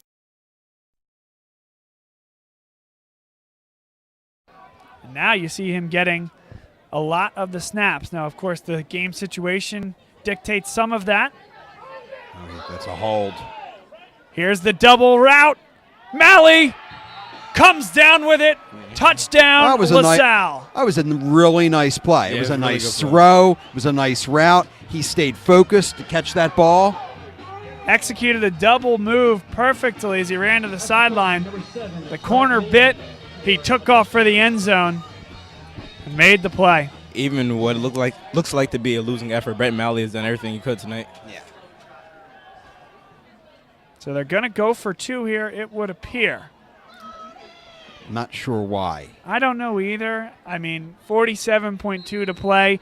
Let's say you did have 5 minutes left in this game. You still wouldn't chase the points yet. Right. Give Daniel Karish another opportunity to put it up and through the uprights in a game situation. I think that's actually more important, is to give him confidence. And maybe they don't have confidence in them, which is why they're not letting him go out there and kick the extra point. Selecki takes the snap. Running out of time, running out of room. Dives for the pylon. It's close. No, Didn't get it. Did not get it. Lucky carries short of the end zone. So the 2-point conversion, no good. Conversion is no good. And the score. Apologize that this is not up to date yet. But the score is 21-9. With 41.2 seconds to play in the fourth quarter. It's funny, the 21-9 really doesn't represent this game. Not at all. Not at all. Not at all. As I said, if you were here from the opening minutes and you saw DeMatha march up the field, you were like, McDonogh. DeMatha is the other team in Maryland. Yeah, we've been there. We've and been there, that team can play. Yeah, they march up the field too. But if you watch McDonogh march up the field, you think, LaSalle's in for a long night. And the defense really stepped up.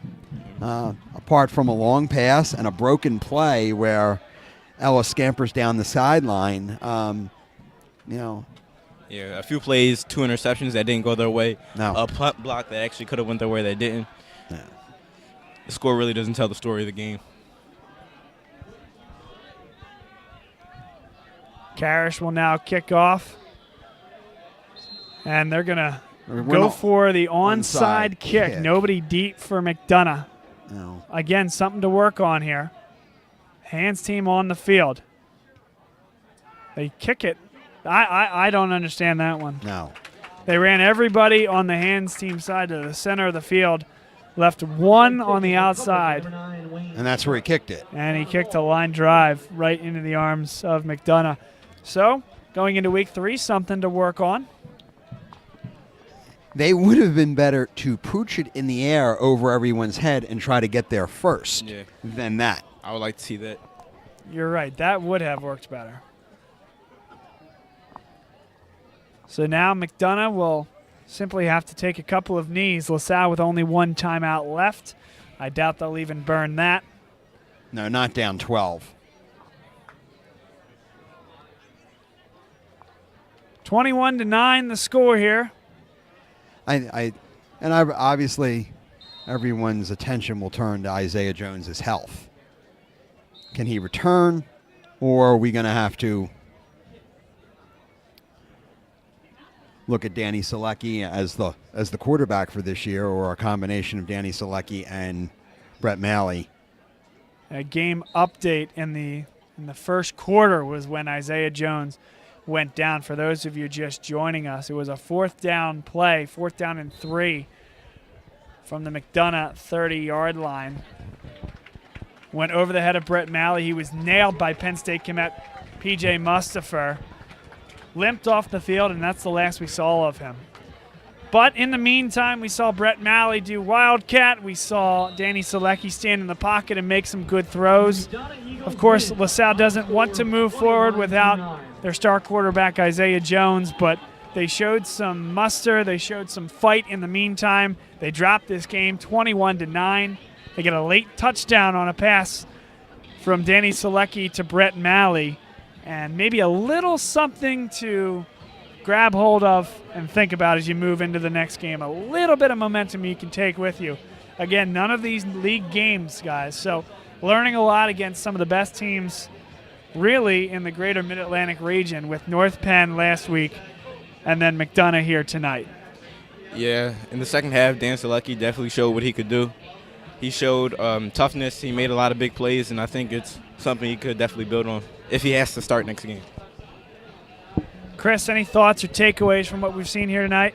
No, I think the biggest takeaway is going to be the condition of Isaiah Jones, whether he can return or not. I think the defense certainly had a moral victory. It's unfortunate that broken play that they scored on, because I mean, really, the defense really stepped up and really kept them in this game.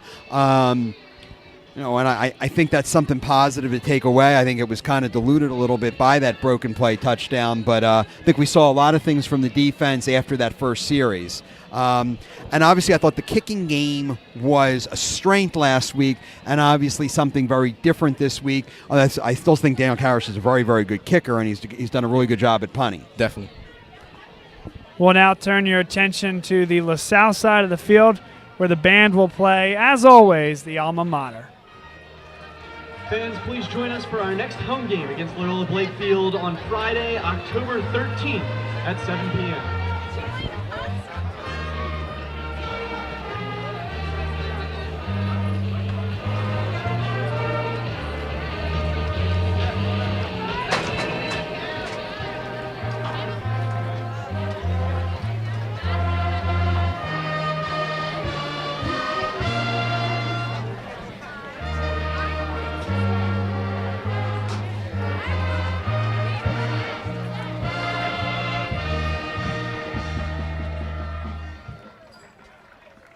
Tonight's final score, McDonogh 21, LaSalle 9. Thanks, everybody, for being here with us. A reminder, our next broadcast next Saturday night at 7 p.m. as LaSalle comes home for the first time this season and takes on Malvern Prep from the Interac.